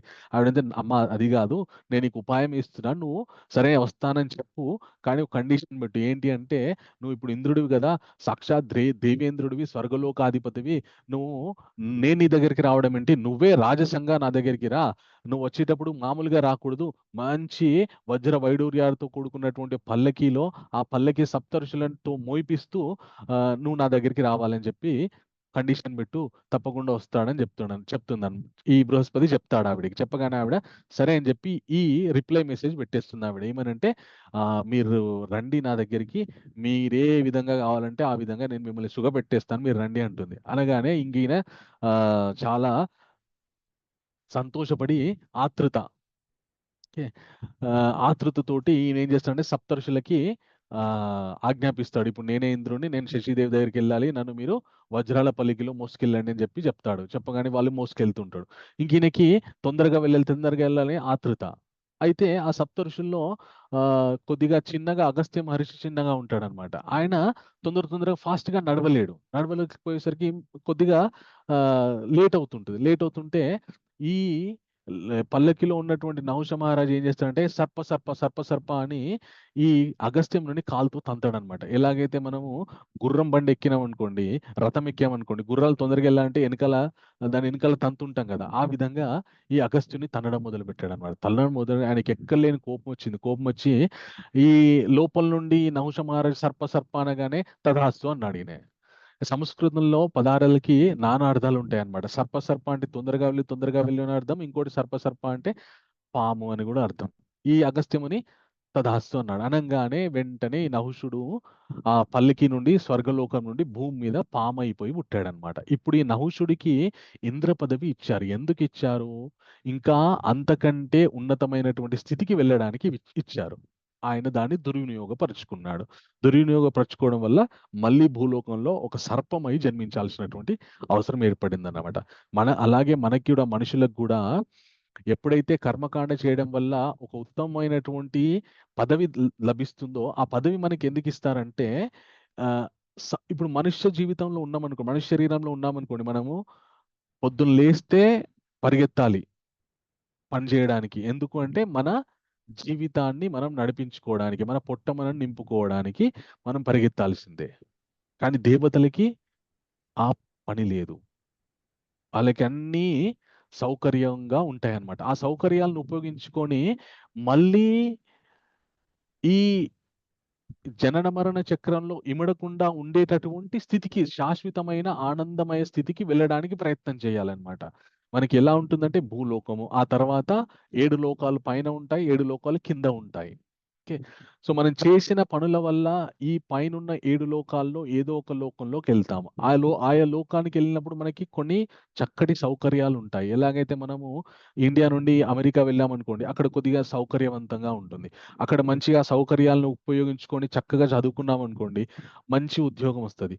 లేదంటే అక్కడ ఉన్నటువంటి భోగాలకి, ఆ క్యాసినోకి, అలాగే జూదానికి, అక్కడ ఉన్నటువంటి విచ్చలవిడి తనానికి మనం అలవాటు పడ్డాం అనుకోండి, అక్కడ నుండి తంతే మళ్ళీ ఇండియాలో వచ్చి పడతాం. మళ్ళీ జీవితంలో మళ్ళీ అక్కడికి వెళ్ళే ఎలిజిబిలిటీ అనేటువంటిది రాదు, మనకి కోల్పోతాం. అలాగే దేవతా పదవి కూడా ఈ 7 లోకాల పైన అతీతమైనటువంటి లోకాలు ఏంటి అంటే బ్రహ్మజ్యోతి, ఆ తర్వాత బ్రహ్మలోకము, ఆ తర్వాత కైలాసము, వైకుంఠము, సాకేత ధామము, గోలోక వృందాము, ఇలాగ లోకాలు ఉంటాయి అన్నమాట. సో ఆయా లోకాలకు వెళ్ళేటటువంటి అవకాశం మనకి, అక్కడికి వెళ్తే ఏం జరుగుతుంది అనేటువంటిది మనము ముందు అధ్యాయాల్లో తెలుసుకుందాం. ఓకే. సో ఇట్లా ఉంటుందన్నమాట. మరి కర్మకాండ చేస్తే ఒక ప్రమాదం ఉంది.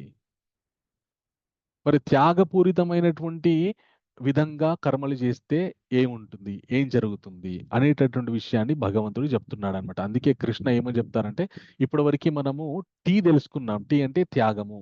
ఓకే. మనం కర్మలు త్యాగపూరితంగా చేయాలి. ఒకవేళ అలాగా చేయకపోతే మళ్ళీ కర్మబంధనాల్లో పడిపోతున్నాము.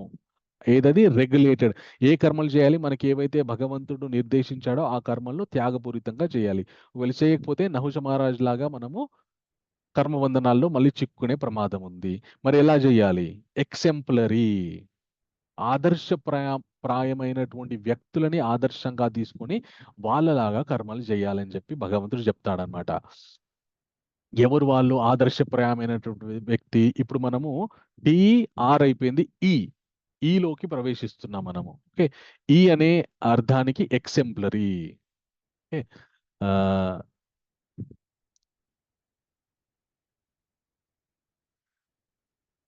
సో ఎక్సెంప్లరీ అంటే ఏంటంటే, మనకి భగవంతుడు ఒక చక్కటి ఉదాహరణ ఇస్తారనమాట.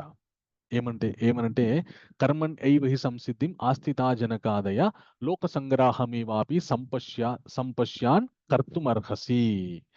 నాయన అర్జున, ఇలాగా త్యాగపూరితంగా జనక మహారాజు చాలా చక్కగా కర్మలు ఆచరించాడయ్యా. ఆయనలాగా కర్మలు ఆచరిస్తే చాలు. యద్యద్ ఆచరతి శ్రేష్ఠ తత్తద్ ఏవతో జన సయత్ పరమానం కురుతే లోకాస్ తదనువర్తతే. ఎలాగైతే ఉత్తములు కర్మలను ఆచరిస్తారో అదే విధంగా, ఆ విధంగానే తర్వాత ప్రజలు, ఎలాగైతే ఒక సెలబ్రిటీ ఒక పని చేశాడు అనుకోండి, ఆ సెలబ్రిటీని ఆదర్శంగా తీసుకుని ఆయన ఫ్యాన్స్ మొత్తం అదే పని చేస్తుంటారు. అట్లాగా జనక మహారాజు ఈ త్యాగపూరితమైనటువంటి కర్మలు ఎలా చేయాలో ఆయన జీవితం ఆధారంగా తెలుసుకోవచ్చు. ఆ విధంగా కర్మలు ఆచరిస్తే చాలు అని చెప్పి భగవంతుడు చెప్తారన్నమాట. జనకుడు ఏ విధంగా కర్మలు చేశారంటే, జనక మహారాజ్ ఎవరండి? సీతాదేవి తన సీతాదేవి తండ్రి. వెరీ గుడ్, చాలా సంతోషం. సీతాదేవి యొక్క తండ్రి. ఆయన మహారాజు, సమస్త భోగాలు అనుభవించాడు ఆయన.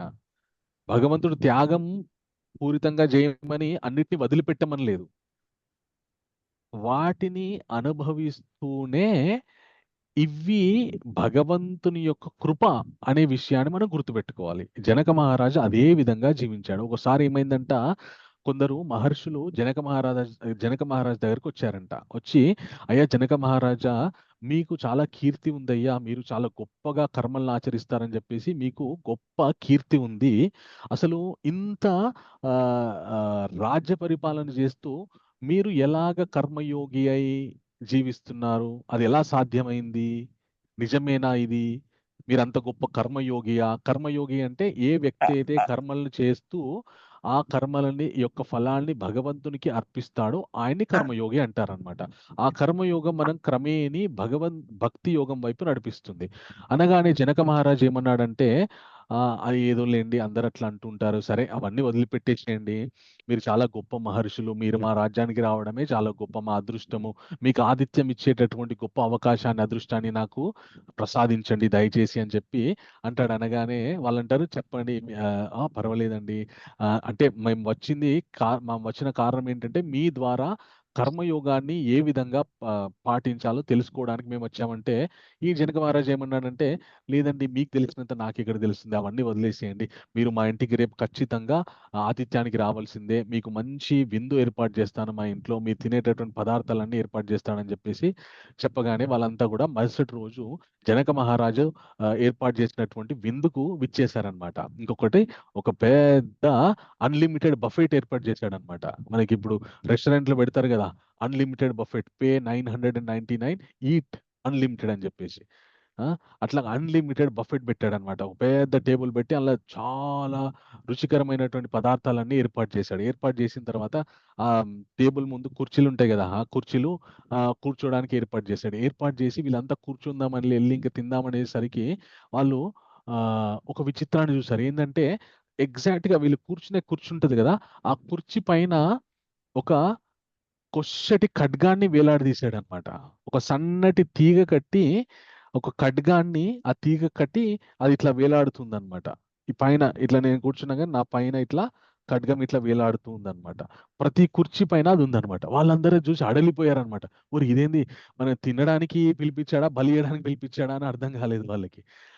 ఏంటి మహారాజా ఏంటంటే, లేదండి ఇది మా కొత్త ప్యాటర్న్, ఇది కొత్త డిజైన్, ఇది మా ఇంటి ఇట్లే డెకరేషన్ చేసుకుంటాము, ఎందుకంటే మేము రాజులం కదా, మా దగ్గర ఎక్కువ ఖడ్గాలు ఉంటాయి కాబట్టి అవి ఎక్కడ పెట్టాలో అర్థం కాక ఇట్లాగా మేము ఎలాడదీస్తుంటాము, డిజైన్ ఇది ఒకటి, మీరేం భయపడకండి, మీ ఎత్తి మీదేం పడవవి, మేము ఇంటికి పిలిచి బలిస్తాను అయింది, మిమ్మల్ని భోజనానికి పిలిచి బలిస్తాను అయింది, మీరు హాయిగా తినని అని చెప్పేసి అనగానే వాళ్ళు సరే అని చెప్పి, ఇదేంటి వీళ్ళ సాంప్రదాయం ఏందో ఇదొకటి ప్రాణాల మీదకి వచ్చేటట్టు ఉందని చెప్పేసి వాళ్ళు, సరే మహారాజా అని చెప్పేసి చక్కగా వాళ్ళు ఏ పదార్థాలు పెడితే అవి మంచిగా తినేసి తొందర తినేసి ఇంకా ఆ భోజనం ఆ డైనింగ్ టేబుల్ మీద నుండి లేచిపోయి ఇంకా హాల్లో కూర్చుంటారు. కూర్చున్న తర్వాత జనక మహారాజు వాళ్ళందరిని అడుగుతాడు అనమాట, ఎలా ఉంది విందు అంటే, చాలా బాగుంది మహారాజా అంటే, పదార్థాలు రుచికరంగా ఉన్నాయంటే, ఉన్నాయి చాలా బాగున్నాయి, మరి కడుపు నిండా తిన్నారంటే, కడుపు నిండా తిన్నాం అంటే, మీకేమన్నా అనిపించిందా భోజనం చేసేటప్పుడు అంటే, అంత బాగానే ఉంది మహారాజా, కానీ భోజనం చేసేంతసేపు కూడా మాకు భయం వేసింది. ఏంటి అంటే, ఈ పైన ఖడ్గం ఎప్పుడు తెగి మన గుండు మీద పడుతుందో, అసలే మాకు ఎంటికలు కూడా లేవు, జుట్టు కూడా లేదు, మేము ముందుగా షేవ్ చేసుకుని ఉన్నాము, అది పడిందంటే ఇంకా ఇక్కడ పడితే ఇక్కడ ఉండి వచ్చేటట్టు అంత కొచ్చగా ఉంది, అది తింటున్నంత సేపు అదే భయం ఉండేది మాకు. మేము తినడం అయితే తిన్నాము, కడుపు నిండా తిన్నాము, అన్ని పదార్థాలు రుచిగా ఉన్నాయి, కొంచెం అది మాత్రమే కొద్దిగా మాకు దాని మీద మా దృష్టి పోయింది, అది మాకు అర్థం కాలేదు అని చెప్పి అన్నారనమాట. అనగానే జనక మహారాజ్ ఏమన్నారంటే, మీరు నన్ను ఒక ప్రశ్న అడిగారు, మీరు కర్మయోగి అని అందరు కీర్తిస్తారు కదా, ఈ లోకంలో మీరు కర్మయోగి అయి ఎలా వర్తిల్లుతున్నారు అని అంటే, దానికి సమాధానం ఇదే, మీరు ఇప్పుడు డైనింగ్ టేబుల్ మీద కూర్చొని భోంచేశారు, అన్ని పదార్థాలు తిన్నారు, కానీ తిన్నంతసేపు మీకు ఒక స్పృహ ఉండింది, నా నెత్తి మీద ఒక ఖడ్గం ఉంది అని చెప్పేసి.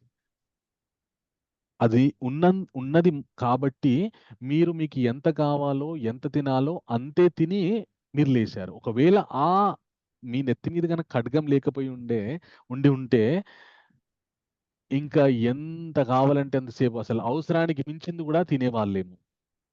అలాగే నేను జీవితంలో కూడా నేను భగవంతుడికి జవాబుదారిని. ఈ ప్రపంచంలో నేను ఉన్నంతసేపు మళ్ళీ ఈ ప్రపంచంలో ఉన్నటువంటి కర్మబంధనాల్లో చిక్కుకోకుండా ఉండాలి అనే భావనతోటి నేను కర్మలను ఆచరిస్తూ ఉంటాను. ఏ విధంగానైతే కర్మలను ఆచరిస్తే కర్మబంధనాల్లో మళ్ళీ చిక్కుకోనో ఆ విధంగా ఆచరించడానికి నేను ప్రయత్నిస్తుంటాను. ఆ విధమైనటువంటి స్పృహతో నేను ఉంటాను. అందువల్ల నన్ను కర్మయోగి అని అందరూ కీర్తిస్తుంటారు అని జనక మహారాజ్ చెప్తారనమాట. సో మనము కర్మలను ఆచరించేటప్పుడు మనకు ఒక స్పృహ ఉండాలి అన్నమాట. ఇది ఏ విధంగా చేస్తే నేను దీని నుండి బయటపడతాను, ఈ బంధనం నుండి బయటపడతాను. ఆఫీస్లో ఉద్యోగం చేసేటప్పుడు ఏ విధంగా మనకి ఇచ్చినటువంటి పని చేస్తే తొందరగా ఆ పని కంప్లీట్ అయిపోయి మళ్ళీ ఆ పని చేయాల్సినటువంటి అవసరం లేని విధంగా ఏ విధంగా చేస్తే ఉంటుందో ఆ విధంగా చేయడానికి మనం ప్రయత్నిస్తాం. అంతే తప్ప అన్ని తప్పుల కుప్ప చేసేసి మళ్ళీ అదే చేయాల్సినటువంటి అవసరం వచ్చిందనుకోండి, అప్పుడు ఏం జరుగుతుంది? మన ఉద్యోగమే పోతుంది. అంతేనా కదా? సో అట్లా కాకుండా మళ్ళీ అది చేయకుండా ఉండేటటువంటి విధంగా చేస్తే దాని నుండి బయటపడతాం. ఇలాగ మనము ఆదర్శప్రాయమైనటువంటి వ్యక్తులని ఆదర్శంగా తీసుకొని మన జీవితంలో కర్మలను ఆచరించాలి. అందుకే భగవంతుడు ఏం చెప్తానంటే అలాంటి వాళ్ళని నువ్వు ఆదర్శంగా తీసుకోవచ్చునా, నువ్వు భయపడకు, నా మీద నమ్మకంతో మై సన్యాస్ సర్వకర్మాని నాకు అర్పణ పూర్వకంగా చెయ్యి. ఇంకొక విషయం ఏంటంటే అర్జున, ఈ లోకంలో మనుషులు జీవిస్తున్నంత కాలము ఈ ప్రకృతిలో ఉన్నటువంటి గుణాల ద్వారా వాళ్ళు ప్రేరేపితులై పనులు చేస్తూ ఉంటారు. కానీ నువ్వు వాటికి అతీతంగా నాకు సమర్పిస్తూ నువ్వు కర్మలు చేయి, యుద్ధం చేయి అని చెప్పి కృష్ణుడు చెప్తాడు అన్నమాట. చెప్పి అర్జునుడికి ఏమని చెప్తాడంటే కృష్ణుడు ఒక గొప్ప విషయం చెప్తాడనమాట. శ్రేయాన్ సుధర్మో, నాతో పాటు అందరూ చెప్పండి. ఇది చాలా చాలా ముఖ్యమైనటువంటి విషయం, మనం అందరం గుర్తుపెట్టుకోవాలండి. శ్రేయాన్ స్వధర్మో విగుణః పరధర్మాత్ స్వానుష్ఠితాత్ స్వధర్మే నిధనం శ్రేయః పరధర్మో భయావహ. అర్జున, నీ ధర్మాన్ని నువ్వు చేయడము నీకు శ్రేయస్సునిస్తుంది. అలా కాకుండా నువ్వు నీ ధర్మాన్ని వదిలిపెట్టి వేరే ధర్మాన్ని నువ్వు పాటిస్తే గనక అది నీకు శ్రేయస్సుని ఇవ్వదు, నీ అధోగతి పాలు చేస్తుంది. ఒకవేళ నీ స్వధర్మాన్ని నువ్వు చేసే క్రమంలో కొద్దిగా నువ్వు అటు ఇటుగా చేసినా కూడా పర్వాలేదు, నీ ధర్మాన్నే చెయ్యి, కానీ పరధర్మం జోలికి మాత్రం వెళ్ళకు. నువ్వు క్షత్రియుడు కాబట్టి నీ ధర్మం నువ్వు చెయ్యి. నేను అది త్యాగం చేసేస్తా, ఇది త్యాగం చేసేస్తా, నాకొద్దు, నేను ఇంకా వెళ్ళిపోతాను, ఇట్లాంటి మాటలు మాట్లాడక, అది నీ ధర్మం కాదు, వాటి జోలికి నువ్వు వెళ్ళకు.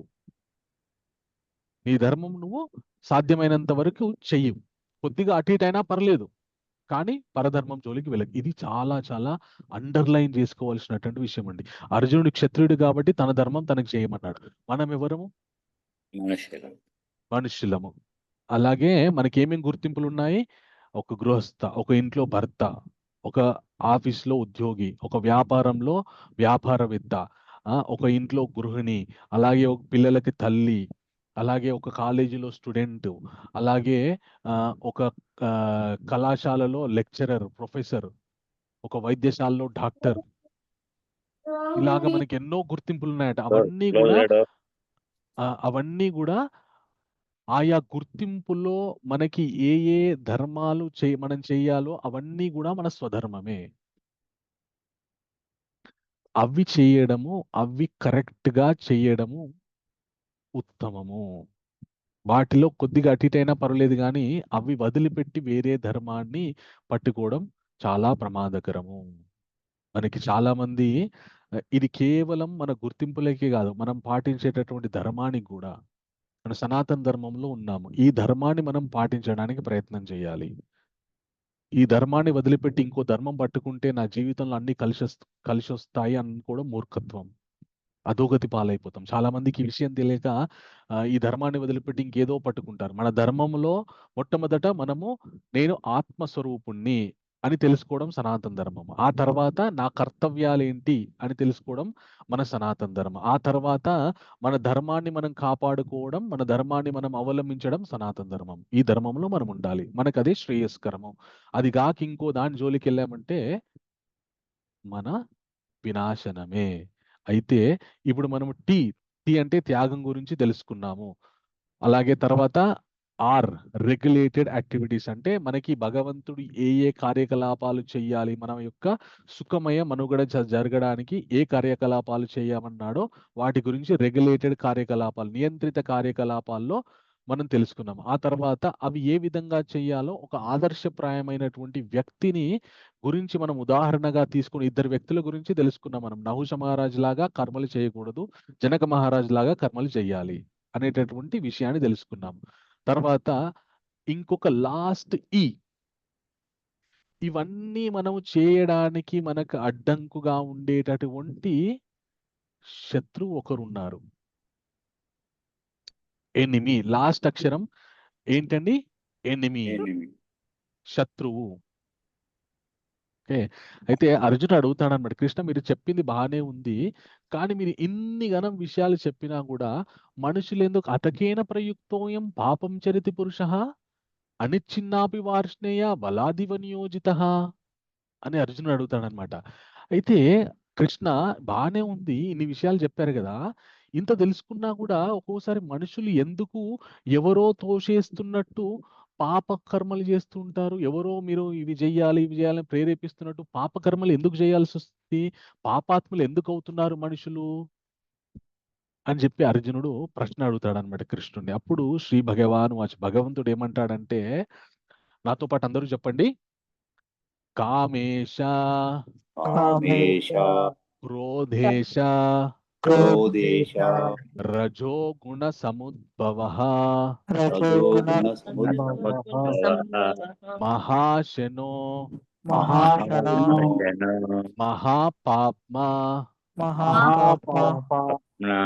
విద్య ఏనం ఇహ వైరినం.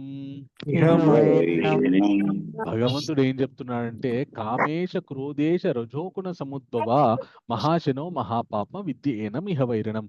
కామము ద్వారా ఉద్భవించినటువంటి క్రోధం వల్ల ఉద్భవించినటువంటి రజోగుణం వల్ల మనుష్యులు పాపాలు చేయడానికి ప్రేరేపితులై నాశనమైపోతున్నారు అని చెప్పి భగవంతుడు చెప్తున్నాడు అనమాట.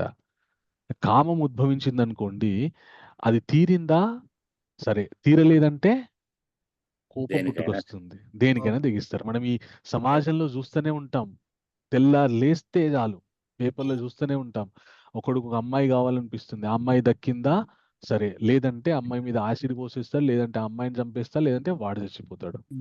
ఒకడికి ధనం కావాలనిపిస్తుంది, దక్కిందా ఏదో ఒక విధంగా ఓకే, దక్కలేదంటే అది ఎవరి దగ్గర ఉందో వాడిని చంపేయడము, చావగొట్టడము, ఏదో ఒకటి చేసి దోచుకోవడమే. ఇలా ప్రతి విషయంలో కూడా మన మానవ సంబంధాల్లో కూడా, ఇంట్లో కూడా నేను అన్నట్టే జరగాలి, జరిగిందా ఓకే, జరగకపోతే గొడవలు ఇంట్లో. కానీ మనం అన్నట్టు జరగాలి అనేటటువంటి విషయం ధర్మసమ్మతమైనదా కాదా అని పరిశీలన మాత్రం చేసుకో. మనం అది పరిశీలన చేసుకుంటే నాకున్నటువంటి కామం ధర్మమైంది అంటే, భగవంతుడు ఒక విషయం గుర్తుంచుకోండి, మన సృష్టి ముందుకు సాగాలంటే కామం ఖచ్చితంగా కావాల్సిందే, కానీ ఎంత మేరకు కావాలనేటువంటి తెలుసుకొని దాని జోలికి వెళ్ళాలి తప్ప దానికి ఒక పరిమితి లేకుండా అపరిమితంగా కామాన్ని కామంతో ఉండడం అనేటువంటిది వినాశనానికి దారితీస్తుంది అనమాట. సో మన యొక్క కోరిక ఏ విధంగా ఉండాలంటే అది ధర్మబద్ధమైందై ఉండాలి.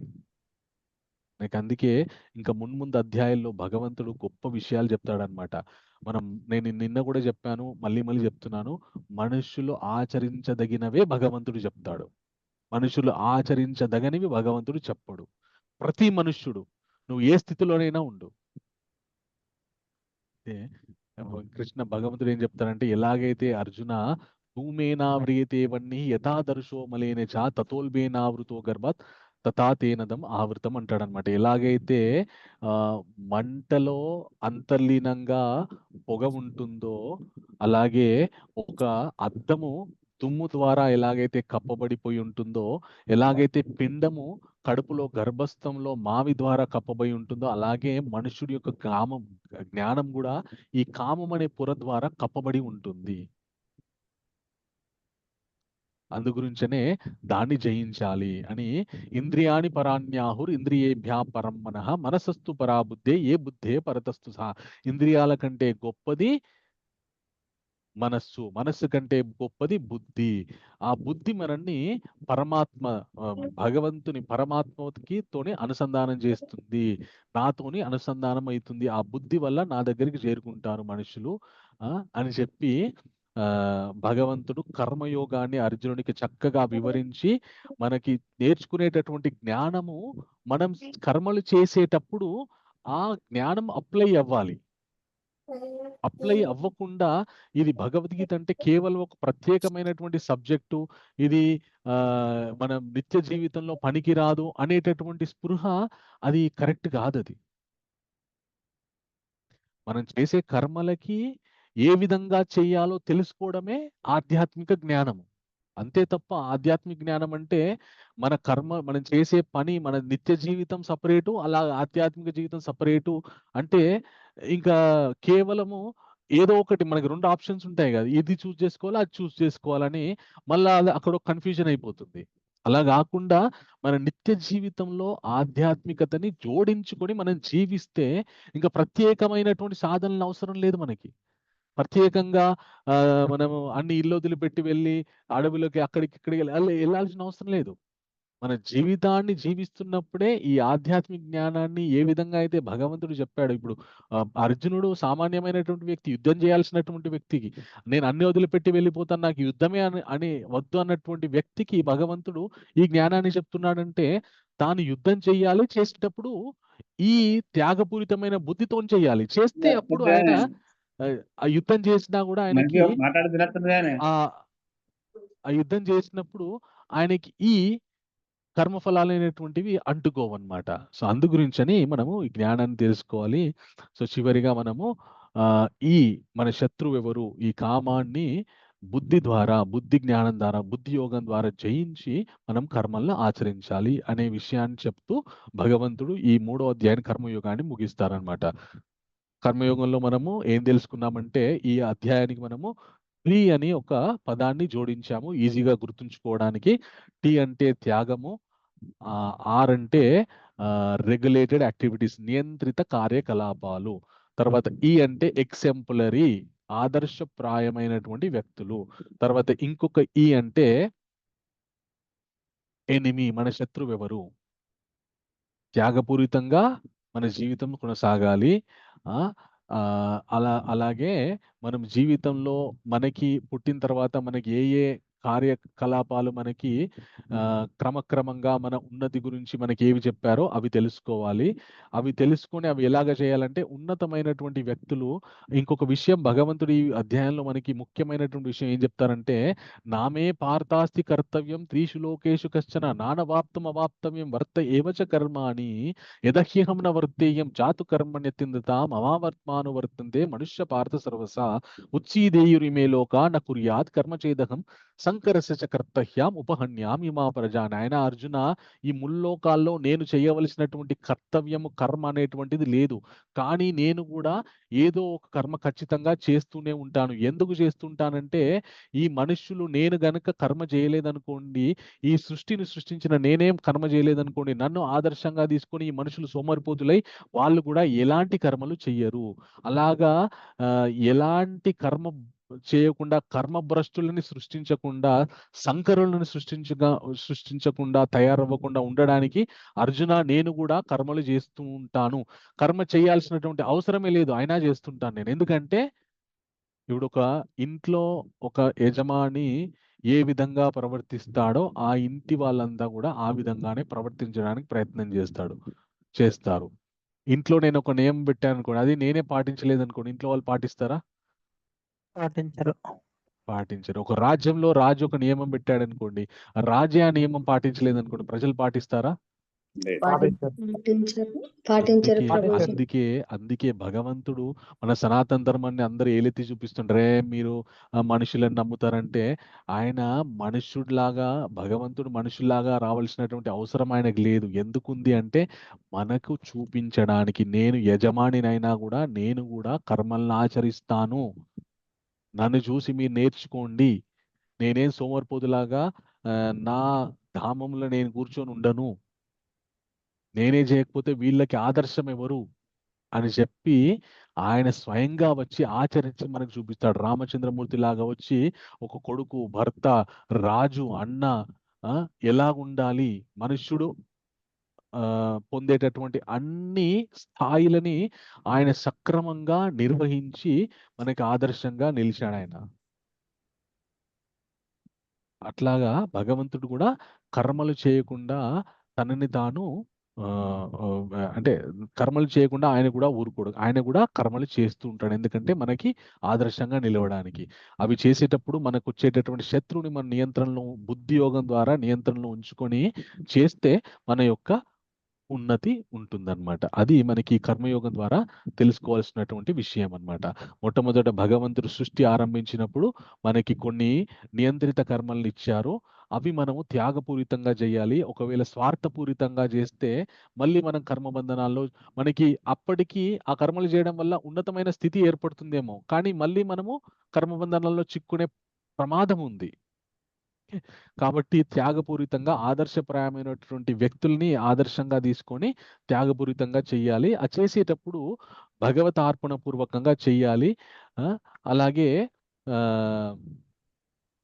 ఆ చేసే క్రమంలో మనకు వచ్చేటటువంటి కామమనే శత్రువుని నియంత్రణలో పెట్టుకొని బుద్ధి యోగం ద్వారా దాన్ని నియంత్రణలో పెట్టుకొని మనం కర్మలను ఆచరించాలి అనేటటువంటి విషయాన్ని భగవంతుడు చెప్పాడనమాట.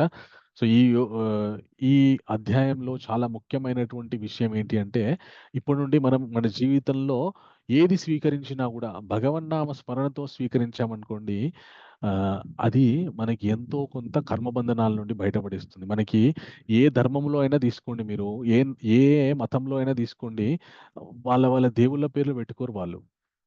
ఒక సనాతన ధర్మంలోనే దేవుళ్ళ పేర్లు పెట్టుకుంటారు. శ్రీనివాస్ అని, వెంకటేష్ అని, నరసింహ అని, శివ అని, కృష్ణ అని, రామ అని, ఆ, ఆ, యజ్ఞేష్ అని, ఉపేంద్ర అని, ఇలా భగవన్నామాలు ఎందుకు పెట్టుకుంటారంటే మన ఋషులకు తెలుసు అనమాట. కలియుగంలో మనుషులు చాలా బద్ధకస్తులు, భగవన్నామ స్మరణ చేయరు. ఏదో ఒక విధంగా వీళ్ళ చేత భగవన్నామ స్మరణ చేయిపియాలి అని చెప్పి కలియుగ వాసులందరికీ కూడా, మీరు ద్వాపర యుగంలో చూడండి, రాముడు అంటే ఒక్క రాముడే ఉంటాడు, లక్ష్మణుడు అంటే ఒక్క ఆయనే లక్ష్మణుడు ఉంటాడు, వేరే వాళ్ళకి విచిత్రమైనటువంటి పేర్లు ఉంటాయి. మరి నరసింహావతారం అందకంటే ముందే ఉంది, ఎందుకు త్రేతాయుగంలో నరసింహ అని పేరు పెట్టుకోలేదు ఎవరు? ఎందుకంటే మెల్లమెల్లగా యుగాలు ముందుకెళ్తున్న కొద్దీ దిగజారిపోతుంటారు మనుషుల యొక్క స్వభావం. కాబట్టి ఏదో ఒక విధంగా మనుషులకి భగవన్నామకరణ చేసినాం అనుకోండి, ఆ విధంగానైనా భగవన్నామ స్మరణ చేస్తారని చెప్పి ఆయనకి మనుషులకి దేవుడి యొక్క పేర్లు పెట్టడం జరిగింది. సో మనము ఆ మంచి సద్భావాన్ని అర్థం చేసుకొని మనం ఏది స్వీకరించినా కూడా భగవన్నామ స్మరణ చేసుకుంటూ, స్వామి మీ దయ వల్ల, మీ కృప వల్ల ఇది నా లోపలికి వెళ్తుంది అని ఆయన నామస్మరణ చేసుకుంటూ తింటే కొంత మనం కర్మబంధనాల నుండి బయటపడవచ్చు. ఓకే, అయితే ఈ అధ్యాయానికి ఒక గొప్ప ఫలశ్రుతి ఉందండి. ఒకానొక సమయంలో ఒకతను చాలా దారుణమైనటువంటి జీవితాన్ని జీవించాడు. వ్యాపారం చేస్తూ అక్రమార్జనలు చేశాడనమాట. అక్రమార్జనలు చేసి విపరీతమైనటువంటి జూదము, వేశ్య సాంగత్యం తీసుకున్నాడనమాట. ఆయన తన స్వస్థలాన్ని వదిలిపెట్టి ఆయన అయోధ్య నగరం దగ్గరలో ఉండేవాడనమాట. అయోధ్య నగరం దగ్గరలో జనస్థానం అనేటటువంటి ప్రాంతంలో ఉండేవాడు. అక్కడ నుండి ఆయన కాశీ, వారణాసి నగరానికి వెళ్ళి అక్కడ తన స్నేహితుడితో ఉద్యోగం చేస్తూ ఇంటికి దూరంగా ఉంటూ డబ్బు సంపాదించేవాడు. అలాగే విచ్చలవిడిగా మద్య మాంసాలు సేవిస్తూ, అలాగే స్త్రీల సుఖాలకి వెళ్తూ ఇలాగ జీవితాన్ని గడిపేవాడు అనమాట. కొంతకాలం తర్వాత ఆయన వారణాసి నగరం నుండి తన స్వగ్రామంకి వస్తూ ఉంటే మార్గ మధ్యంలో కొందరు దుండగులు, కొందరు దొంగలు ఆయన్ని అడ్డగించి ఆయన దగ్గర ఉన్న మొత్తం డబ్బుని దొంగలించేసి ఆయన్ని హతమార్చేస్తారు. హతమార్చేసిన తర్వాత వాళ్ళు డబ్బు తీసుకొని పారిపోతారు. పారిపోయిన తర్వాత వీళ్ళ కుటుంబ సభ్యులు చాలా ఆందోళన చెందుతారనమాట. అయ్యో మా నాన్నగారు మా వారు ఇంకా చాలా రోజులైంది రాలేదు, వారణాసి వెళ్ళి అక్కడ డబ్బు సంపాదించుకొని వస్తా అన్నాడు, ఇంకా రాలేదని కుటుంబ సభ్యులు బాధపడడం మొదలుపెట్టారు. అతని కుమారుడు చాలా ధర్మాత్ముడు, చాలా సాత్వికమైనటువంటి జీవితం గడిపేవాడు అనమాట. ఆ వ్యక్తి వాళ్ళ నాన్నగారి గురించి వెతుక్కుంటూ వారణాసి నగరం దాకా వెళ్ళాడనమాట. వెళ్తే అక్కడ ఏం తెలిసిందంటే వాళ్ళ నాన్నగారి స్నేహితుడి ద్వారా వాళ్ళ నాన్నగారు వ్యాపారం చేసుకుని చాలా డబ్బు కూడబెట్టుకొని ఇంటికి వస్తున్న క్రమంలో కొందరు దుండగులు అడ్డగించి హతమార్చి డబ్బును దొంగలించుకొని వెళ్ళిపోయారని చెప్పి తెలుస్తుంది. తెలిసిన తర్వాత ఈ పిల్లోడు చాలా బాధపడిపోయి ఇంటికి వస్తాడు. ఇంటికి వచ్చిన తర్వాత ఇంట్లో వాళ్ళందరికీ చెప్తారు, అయ్యో మరి అంత అకాల మరణం చెందింది కదా, ఆయనకి మరి శ్రాద్ధ కర్మలు పుణ్యకర్మలు మంచి పుణ్యక్షేత్రంలో చేస్తే బాగుంటుంది, మళ్ళీ వారణాసి క్షేత్రానికి వెళ్ళి ఆయన శ్రాద్ధ కర్మలు చేద్దామని చెప్పేసి వీళ్ళ కొడుకు వాళ్ళ నాన్నకి శ్రాద్ధ కర్మలు చేయడానికి వారణాసి నగరానికి వెళ్తుంటాడంట. మార్గ మధ్యంలో ఒక చోట ఆగి, ఇతను చాలా సాత్వికమైనటువంటి వ్యక్తి, మంచి ధర్మాత్ముడు, ఒక చెట్టు కింద కూర్చొని కొద్దిసేపు సేద తీరి కొద్దిగా మంచినీళ్ళు తాగి ఆయన తీసుకున్న తిని చక్కగా కాళ్ళు చేతులు కడుక్కొని స్నానం ఆచరించి ఆయన సంధ్యావందనం అది చేసుకొని భగవద్గీతలోని ఈ 3వ అధ్యాయాన్ని పారాయణ చేశాడు. ఆయన కర్మయోగాన్ని పారాయణ చేశాడు. చేయంగానే వెంటనే ఆ చెట్టు మీద పెద్ద శబ్దమయ్యి ఒక అద్భుతమైనటువంటి శరీరంతో ఒక వ్యక్తి ప్రత్యక్షమవుతాడు అనమాట. ఈయన భయపడిపోతాడు, ఏమైంది అని. ఆ వ్యక్తి ఎవరంటే వీళ్ళ నాన్నగారే. వీళ్ళ నాన్నగారిని ఆ దుండగులు చంపి ఆ చెట్టు కిందనే పడేస్తారనమాట. అప్పటి నుండి అక్కడే ఆయన ప్రేతాత్మలాగా తిరుగుతుంటాడు, ఆ చెట్టు మీదే తిరుగుతుంటాడు. ఎప్పుడైతే వీళ్ళ అబ్బాయి వచ్చి ఈ భగవద్గీతలోని కర్మయోగాన్ని పారాయణ చేస్తాడో అప్పుడు ఆయనకి ఆ ప్రేతాత్మ శరీరం నుండి విముక్తుడవుతాడు. ఒరే నాన్న, నేను మీ నాన్ననరా, నువ్వు చేసినటువంటి భగవద్గీత కర్మయోగ పారాయణం వల్ల నేను ప్రేతాత్మ నుండి ప్రేత శరీరం నుండి ఒక దివ్యమైన శరీరాన్ని పొందాను. నీ వల్ల నేను ఉత్తమమైనటువంటి స్థితికి వెళ్తున్నాను అని చెప్తాడనమాట. నాన్నగారు మీరా ఏమైంది అంటే, ఒరే ఆ జరిగిన మొత్తం వృత్తాంతాన్ని చెప్పి, నువ్వు నాకు శ్రాద్ధ కర్మలు పెట్టడానికి వెళ్తున్నావు కదా, ఇంకా నువ్వు పెట్టడానికి వెళ్తే నాకు ఏ ఉపయోగం జరుగుతుందో అంతకంటే ఎక్కువ ఉపయోగం నువ్వు ఈ భగవద్గీత 3వ అధ్యాయం పారాయణ చేయడం వల్ల జరిగింది. కాబట్టి నీ వల్ల నేను చాలా ఉద్ధరింపబడ్డాను అని అంటాడనమాట. అనగానే వీళ్ళ అబ్బాయి అడుగుతాడు, నాన్నగారు మీకు ఏమైనా కోరికలు ఉన్నాయా, ఇంకా నేను ఏమైనా చేయాలంటే, అరే నువ్వు ఎలాగైతే కర్మయోగం పారాయణ చేసావో భగవద్గీత 3వ అధ్యాయము, అలాగే మన వంశస్థుల గురించి నువ్వు పారాయణ చేయరా, మన వంశస్థులు చాలా మంది నరకాల్లో పడి ఏడుస్తున్నారు, వాళ్ళందరి గురించి నువ్వు పారాయణ చేస్తే వాళ్ళు కూడా ఉత్తమ లోకాలకి వెళ్ళేటటువంటి అదృష్టం వాళ్ళకు కూడా దక్కుతుంది.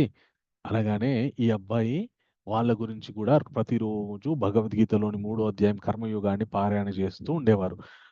అలా చేయడం వల్ల వాళ్ళ వంశస్థులు అందరూ కూడా నరకం నుండి మెల్లమెల్లగా స్వర్గంలోకి వెళ్ళిపోయారనమాట. యమధర్మరాజుకి ఆశ్చర్యం వేసింది, ఇదేంటి ఇంతమంది పాపాత్ములు ఒకేసారి మూకుమ్మడిగా గుంపులుగా స్వర్గానికి వెళ్ళిపోతున్నారు అని చెప్పేసి ఆయన శ్రీహరి దగ్గరికి వెళ్తాడనమాట. స్వామి, నాకు అర్థం కావట్లేదు, గుంపులుగా ఇంతమంది స్వర్గానికి వెళ్ళిపోతున్నారు, ఏంటి విశేషం అంటే చెప్తాడు, వీళ్ళ వంశస్థుడు ఒకడు నాయన భగవద్గీత, నేను చెప్పినటువంటి భగవద్గీతలోని 3వ అధ్యాయం కర్మయోగాన్ని పారాయణ చేస్తున్నాడు, ఆ పారాయణ చేసిన ఫలితాన్ని వీళ్ళందరికీ సమర్పిస్తున్నాడు, ఆ పుణ్యం వల్ల వీళ్ళంతా కూడా స్వర్గానికి వెళ్ళిపోతున్నారు అంటే, అప్పుడు యమధర్మరాజు అంటాడనమాట, స్వామి ఇప్పుడు మరి నా కర్తవ్యం ఏంటి అంటే, నువ్వు మిగతా వాళ్ళని ఏం శిక్షలు వేయాలో వాళ్ళకి ఆ శిక్షలు వేసి నీ యమలోకాన్ని నువ్వు పరిపాలించుకో, వీళ్ళ వంశస్థులందరూ కూడా ఈ కుర్రవాడి వల్ల ముక్తి పొందారు అని చెప్తాడనమాట. అంత గొప్ప ఫలితం మనకి భగవద్గీతలోని 3వ అధ్యాయానికి ఉందండి. మన వంశంలో ఎవరైనా అకాల మరణం చెంది సరైనటువంటి శ్రాద్ధ కర్మలు జరగని వాళ్ళ పేరు మీద కనుక మనం ఈ అధ్యాయాన్ని పారాయణ చేస్తే వాళ్ళకి ఉత్తమ లోక సంప్రాప్తి కలుగుతుంది అనమాట. ఇది పద్మపురాణంలో సాక్షాత్ శివుడు పార్వతీదేవికి ఉపదేశించాడు ఈ అధ్యాయం యొక్క ఫలితాన్ని. అది ఈ అధ్యాయం యొక్క ఫలశ్రుతి. ఓకే, సో మనకి ఈ అధ్యాయానికి సంబంధించినటువంటి పోల్ ఉందా మాతాజీ? భువన మాతాజీ పోల్ క్రియేట్ చేశారా? హరే కృష్ణ ప్రభుజీ, ఉంది ప్రభుజీ. ఎస్. సో మనం ఈ అధ్యాయానికి సంబంధించినటువంటి ఒక్కసారి మన నాలెడ్జ్ చెక్ చేసుకుందాం. అంటే మనం ఏం నేర్చుకున్నాం, ఎంత నేర్చుకున్నాం ఒకసారి పరీక్షించుకుందాం. పరీక్షించుకొని మళ్ళీ మనము రేపు అద్భుతమైనటువంటి జ్ఞాన సన్యాస యుగం 4వ అధ్యాయాన్ని మనము తెలుసుకుందాం. మొన్న ఒక ప్రభుజీ అడిగారు, మనకి భగవద్గీత ఎప్పుడు ఎవరికి చెప్పారు అనేటటువంటి ప్రశ్న అడిగారు. ఆ ప్రశ్నకి సమాధానం రేపు 4వ అధ్యాయంలో మనకి దొరుకుతుంది. ఎస్ మాతాజీ, పెట్టండి పోల్. సో మొట్టమొదటి ప్రశ్న, మనిషి ధర్మ మార్గం పైకి వెళ్ళనివ్వకుండా చేసేవి ఏమిటి? ఆప్షన్స్: కామము, క్రోధము, పై రెండు సమానమైన సరి అయిన సమాధానాలు, లోభము. సో దయచేసి అందరూ కూడా ఈ పోల్ క్విజ్లో పాల్పంచడానికి ప్రయత్నం చేయండి. మీకు తెలిసినంత మేరకి సమాధానం ఇవ్వడానికి ప్రయత్నం చేయండి. ఓకే, సో ప్రశ్న మళ్ళీ ఒకసారి చదువుతాను నేను. మనని ధర్మ మార్గం పైకి వెళ్ళనివ్వకుండా చేసేవి ఏమిటి?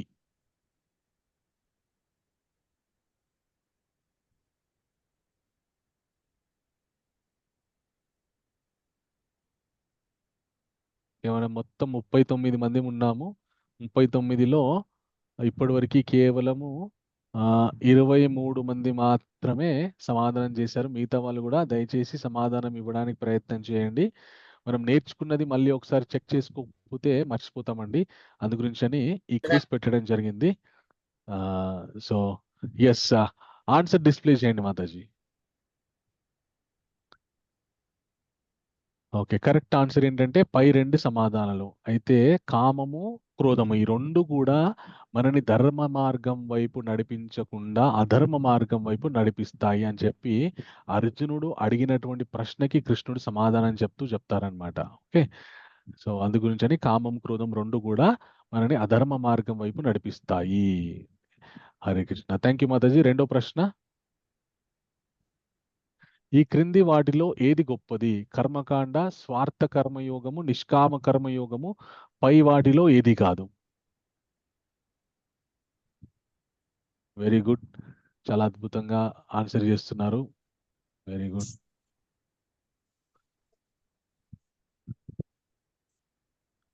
ఓకే, సో మనకి ఏది మనల్ని ఉద్ధరిస్తుంది? కర్మకాండన, స్వార్థ కర్మకాండన, నిష్కామ కర్మయోగమా, లేకుంటే ఏది కాదా?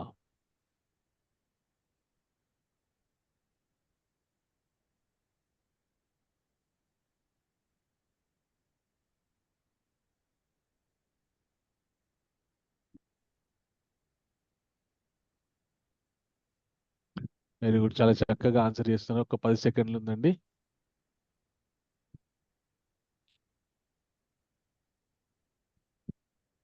ఓకే,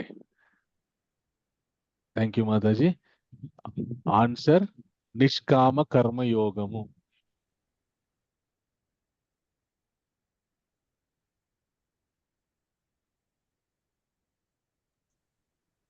ఓకే, సో మన నిష్కామ కర్మయోగము అంటే కర్మలు చేసేటప్పుడు మనము ఆ యొక్క ఫలితాన్ని ఆశించకుండా చేసేటటువంటిది నిష్కామ కర్మ. ఆ నిష్కామ కర్మ వల్ల మనకి భౌతిక జీవితంలో అలాగే ఆధ్యాత్మిక జీవితంలో రెండు జీవితాల్లో మనం ముందుకెళ్తున్నాం. ఎలాగంటే మనం ఉదాహరణకి ఈరోజు ఒక మంచి విషయం తెలుసుకున్నాం. మనం ఏంటి అంటే మనం ఏది భుజించేటప్పుడు ఏది తినాలనుకున్నా తినే ముందు భగవంతునికి నైవేద్యం పెట్టి తినాలని అనుకున్నాం. ఓకే, ఇప్పుడు భగవంతునికి నైవేద్యం పెట్టినప్పుడు భగవంతుడు ఏమన్నది తాను మొత్తం స్వీకరించేస్తున్నాడా? మనకు లేకుండా మనం ఎంత పెట్టినామో అదంతా ఆయన తినేస్తున్నాడా? లేదు ప్రభుజీ. ఎంత పెట్టామో మళ్ళీ అది అక్కడే ఉంటుంది. మళ్ళీ దాన్ని మనము తినే ఆహారంలో కలిపేసుకొని తింటున్నాం. అవును. అలాగే మనం కర్మ చేసేటప్పుడు కూడా నేను దీని ఫలితాన్ని ఆశించకుండా చేయడం అనేటువంటిది ఎలాగంటే భగవంతుని ముందు మనము ప్రసాదం నివేదించినట్టు. ఫలితం మనకి దక్కుతుంది కానీ మనం ఆశించట్లేదు. దక్కాలని కోరిక మనకు లేదు, కానీ మనకే దక్కుతుంది. సో మనకి నిష్కామం కర్మ వల్ల మనకి ప్రయోజనమే తప్ప అప్రయోజనం లేదు. మనం త్యాగం చేస్తున్నామనుకొని త్యాగపూరితంగా కర్మలు చేస్తున్నామని వాటి వల్ల మనకే చాలా గొప్ప ఉపయోగం కలుగుతుంది అనమాట. అందుకు నిష్కామ కర్మ యోగము చేయవలసింది. Okay, thank you Mataji. Third question, భగవంతుడికి మనం కృతజ్ఞతను ఏ విధంగా తెలియజేయవచ్చు? యజ్ఞము ద్వారా, కర్మను చేయటం ద్వారా, చదువుకోవటం ద్వారా, ఏమి చేయకుండా?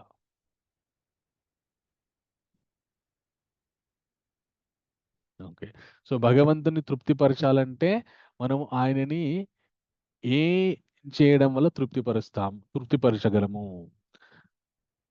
సో మనము ఈ అధ్యాయం మొదట్లో ఏం తెలుసుకున్నామంటే, ఏదైతే మనము త్యాగపూరితమైనటువంటి బుద్ధితో చేస్తామో దాన్ని యజ్ఞము అంటామని చెప్పేసి. అందుకే భగవంతుడు మనకి మొట్టమొదట యజ్ఞార్థాత్ కర్మణోన్యత్ర లోకోయం కర్మమందన తదర్థం కర్మ కౌంతేయ ముక్త సంగ సమాచార అని చెప్పారనమాట భగవంతుడు. యజ్ఞార్థాత్, నన్ను తృప్తిపరచడానికి మీరు కర్మలు చేయండి, దానివల్ల మీకు విముక్తి ఉంది, లేకపోతే మళ్ళీ మీరు బంధనాల్లో పడిపోతున్నారని చెప్పి భగవంతుడు మనకి మొట్టమొదట ఈ అధ్యాయంలో చెప్తారు. ఓకే, కరెక్ట్ ఆన్సర్ యజ్ఞం ద్వారా.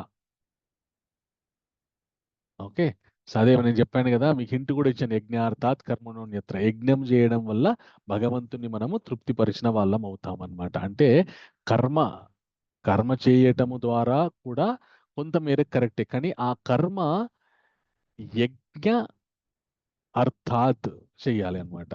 అంటే మనం చేసేటటువంటి కర్మ త్యాగపూరితంగా చేయాలి. ఎప్పుడైతే మనం త్యాగపూరితంగా చేస్తామో అది యజ్ఞం అవుతుంది. దానివల్ల భగవంతుడు సంతృప్తి చెందుతాడు అనమాట. కేవలం కర్మ చేసామనుకోండి, అది కర్మకాండ అయిపోతుంది అనమాట. దానివల్ల ఏమవుతుందంటే మన కొద్దిగా స్వార్థము నెరవేరచ్చు, కానీ పరమార్థం నెరవేరదు. ఓకే, థ్యాంక్ యూ మాతాజీ, thank you very much. Poll పెట్టినందుకు చాలా చాలా సంతోషం. అందరూ కూడా చాలా చక్కగా పోల్ లో పార్టిసిపేట్ చేశారు. మీరు ఏం నేర్చుకున్నారో, ఎంత నేర్చుకున్నారో తెలుసుకోవడానికి చాలా అద్భుతంగా అందరు కూడా రెస్పాన్స్ ఇస్తున్నారు. ఇట్లాగే మనము నేర్చుకుంటూ మళ్ళీ మనం ఎంత నేర్చుకున్నామో తెలుసుకుంటూ ఉంటే మనకి విషయాలు అనేటువంటివి గుర్తుంటాయి అన్నమాట. ఇప్పుడు మనము ఎవరికైనా ప్రశ్నలు ఉంటే అడగవచ్చు, అలాగే ఏమైనా చెప్పాలనుకుంటే కూడా హ్యాండ్ రైజ్ చేసి పెట్టండి, నేను అవకాశం ఇస్తాను చెప్పడానికి. Yes, CVA Prasad, Varaprasad. Okay, Varaprasad ప్రభు చెప్పండి. హరే కృష్ణ గురూజీ. హరే కృష్ణ ప్రభుజీ చెప్పండి. గురూజీ, నేను ఈ దీంట్లో పాల్గొనే ముందు చాలా మందికి వాట్సాప్ లో కానీ షేరింగ్ చేశాను. వెరీ గుడ్, అందరికి పంపించాను. Thank you. ప్రతి ఒక్కరికి చేరే విధంగా చేశాను. Thank you bro. మా ఫ్రెండ్స్ కి అందరికి చెప్పాను. కొంతమంది జాయిన్ చేపించాను. Very good. నేను కూడా కంటిన్యూగా జాయిన్ అవుతున్నాను. థ్యాంక్ యూ వెరీ మచ్ ప్రభు. అలాగే కొనసాగండి. భగవద్గీత గురించి పూర్తిగా వినండి. వింటే చాలా గొప్ప అవగాహన వస్తుంది. భగవద్గీత లో భగవంతుడు ఏం చెప్పారో దానివల్ల మన జీవితానికి ఎంతో ప్రయత్నం, ఎంతో ప్రయోజనం ఉంటుంది. Okay, thank you very much ప్రభు. అందరినీ మీ వంతుగా ఈ ధర్మ ప్రచారం చేయడానికి మీ వంతుగా కొంతమందిని యాడ్ చేశారు, చాలా సంతోషం. Thank you very much. నేను ప్రశ్న ఉందా ప్రభు? వరప్రసాద్ ప్రభు.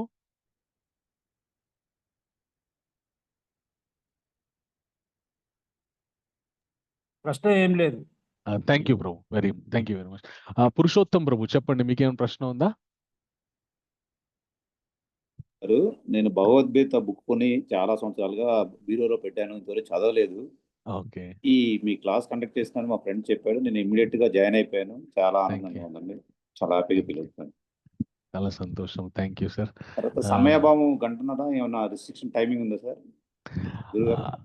అట్లా ఏం లేదండి, అంటే గంటలో ముగించాలని మా ఉద్దేశం. ఎందుకంటే గంట మాక్సిమం గంటన్నర. అంతగా యాక్చువల్గా మేము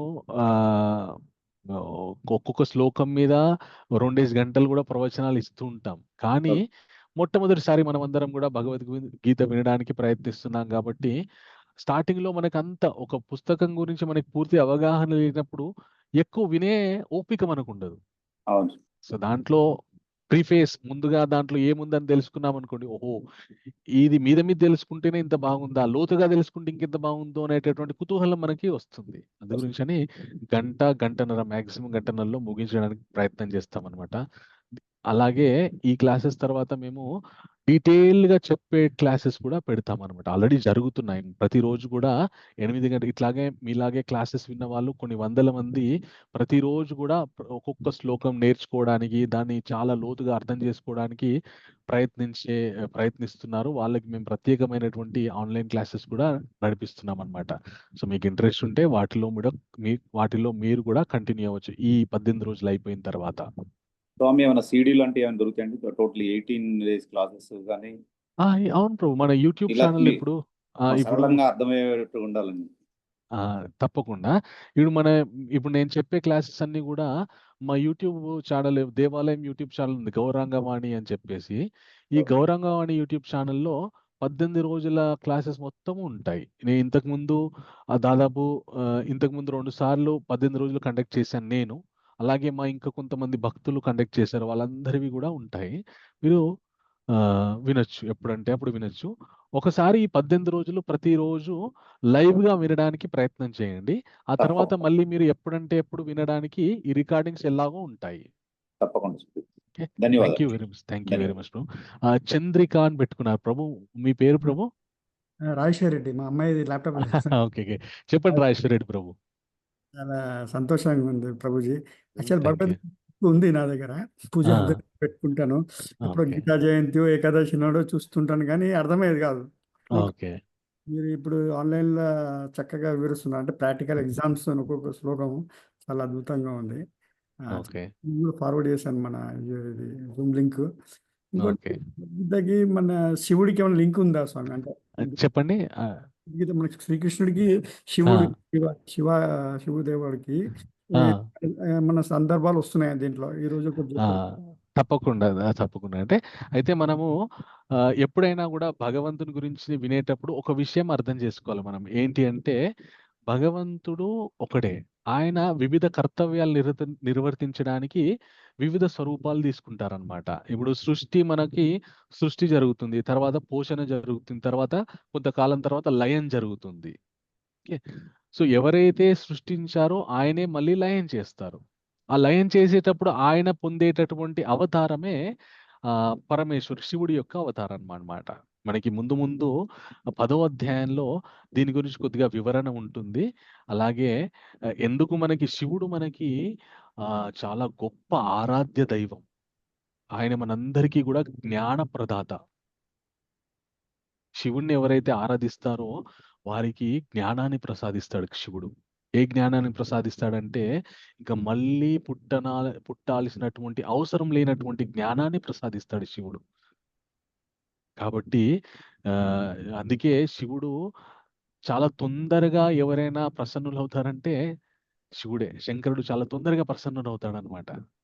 మీరు ఎందుకు అంటే ఆయన ఈ ప్రకృతి మన ఏమంటారు, వాగర్ధావివ సంపృక్తో వాగర్ధ ప్రతిపత్తయో జగత పితరో వందే పార్వతీ పరమేశ్వరో అని మనకి స్తుతిస్తారు.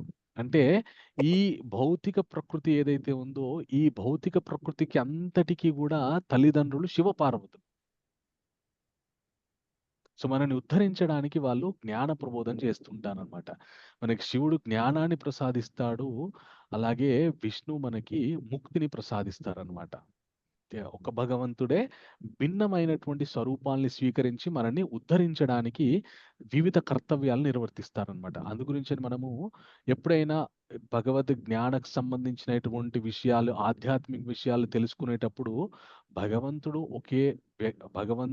ఒక్కడే, కానీ సృష్టిలో వివిధ కర్తవ్యాలు సృష్టించడము, పోషించడము, లయం చేయడం అనేటటువంటి కర్తవ్యాలని నిర్వర్తించడానికి ఆయన వివిధ స్వరూపాలని పొందుతారు అనేటటువంటి విషయాన్ని మనం అర్థం చేసుకోవాలి. కర్తవ్యరీత్యా కొద్దిగా భేదం ఉంది. ఎలాగైతే ఇప్పుడు మీరు ఉన్నారు, మీరు ఇంట్లో తండ్రి, మీరు వ్యాపారం చేస్తారా, ఉద్యోగం చేస్తారా? లేదు, నేను రిటైర్డ్ ఎయిర్ ఫోర్స్. ఓకే. ఉదాహరణకి మీరు ఉద్యోగం చేసేటప్పుడు మీరు ఇంట్లో తండ్రి, మీరు ఎయిర్ ఫోర్స్ లో ఉన్నప్పుడు ఒక ఉద్యోగి. ఇప్పుడు నేను వచ్చేసి మీరు మిమ్మల్ని మీ ఆఫీస్‌లో కలుసుకొని మీరు వేరు, ఇంట్లో ఉన్నటువంటి మన రాజేశ్వర్ రెడ్డి ప్రభు వేరు అంటే దానికేమైనా అర్థం ఉందా? లేదు. అది చాలా హాస్యాస్పదమైనటువంటి విషయం. అయ్యా నేనేనయ్యా, అక్కడ రాజేశ్వర్ రెడ్డి నేనే, ఇక్కడ రాజేశ్వర్ రెడ్డి నేనే. కానీ కర్తవ్యం వేరేదయ్యా. అక్కడేమో తండ్రిని, ఇక్కడేమో ఉద్యోగిని అని చెప్పుకోవాల్సొస్తుంది. అలాగే భగవద్ విషయాల్లో గూడా అంతేనండి తేడా. ఓకే. Thank you Prabhuji. చాలా బాగా చెప్పారు. ఓకే. అంటే మీకు సాటిస్ఫైడా answer? Satisfy. Okay. Very good. అంటే కొందరు విభేదించి మాట్లాడుతుంటారు గానీ, అలా విభేదించడం వల్ల మనము ఎదగము ఆధ్యాత్మికంగా. ఓకే. సో, మనం ఎప్పుడు గాని భగవంతుడిని కర్తవ్యరీత్యా ఆయన భిన్న కర్తవ్యాలు చేసేటప్పుడు భిన్నమైన స్వరూపాలు పొందుతారు తప్ప, ఆయన ఒక్కరే అని చెప్పేసి జ్ఞానంతోటి ఉండాలి. ఓకే. హరే కృష్ణ. ఇంకెవరికైనా ప్రశ్నలున్నాయా?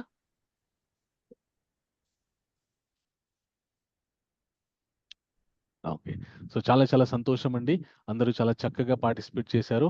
థాంక్ యూ పురుషోత్తం ప్రభు, రాజేశ్వర్ రెడ్డి ప్రభు, అలాగే దీపక్ నాయుడు ప్రభు ఉన్నారా? దీపక్ నాయుడు ప్రభు అలాగే ఆహ్, చాలా మంది చక్కగా రెస్పాన్స్ ఇచ్చారు. అలాగే వరప్రసాద్ ప్రభు చక్కటి ప్రశ్న వేశారు. చక్కటి సందేశాన్ని ఇచ్చారు. ఆయన కూడా చాలా మందిని యాడ్ చేశారని చెప్పారు. Thank you very much Prabhu. So, ధన్యవాదాలు. నేను మీ అందరికీ కూడా ఈ క్లాస్‌లో జాయిన్ అయిన వాళ్ళందరికీ కూడా భగవంతుని యొక్క కృప హరే కృష్ణ.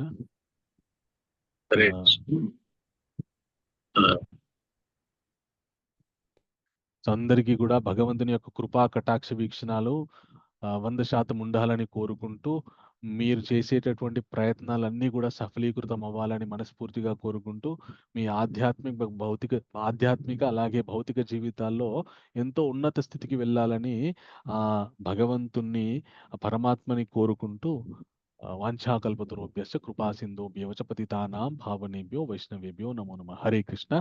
మళ్ళీ రేపు సాయంకాలం 8 గంటలకు మనము చతుర్థోధ్యాయాన్ని చర్చించుకోవడానికి కలుసుకుందాం. ఓకే. చాలా చాలా అద్భుతమైనటువంటి అధ్యాయం అండి చతుర్థోధ్యాయము. మనం ఇప్పటివరకు భగవంతుడు మనకి నిర్దేశించినటువంటి కర్మల్ని ఎలా చేయాలో నేర్చుకున్నాము. రేపు మన సామాన్యమైనటువంటి కర్మలని ఏ విధమైనటువంటి బుద్ధితో చేస్తే మనము వాటి నుండి బయటపడతాము అనేటటువంటి విషయము. అలాగే ఇంకొక అద్భుతమైనటువంటి విషయం అండి. చాలా మందికి ఒక ప్రశ్న ఉంటుంది. నా జీవితంలో నేను ఎన్నో కష్టాలు పడుతున్నాను, ఎన్నో బాధలు పడుతున్నాను. ఇంకా నేను పడేటటువంటి ఈ బాధలు, కష్టాల నుండి విముక్తి అనేటువంటిదే లేదా అనేటటువంటి దీనమైన ప్రశ్న చాలా మందికి ఉంటుంది. రేపటి అధ్యాయంలో దానికి సమాధానం దొరుకుతుందండి.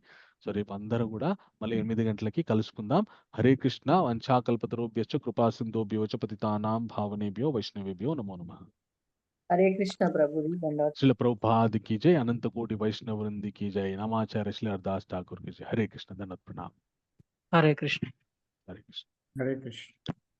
हरे कृष्ण प्रभु जी. हरे कृष्ण प्रभु.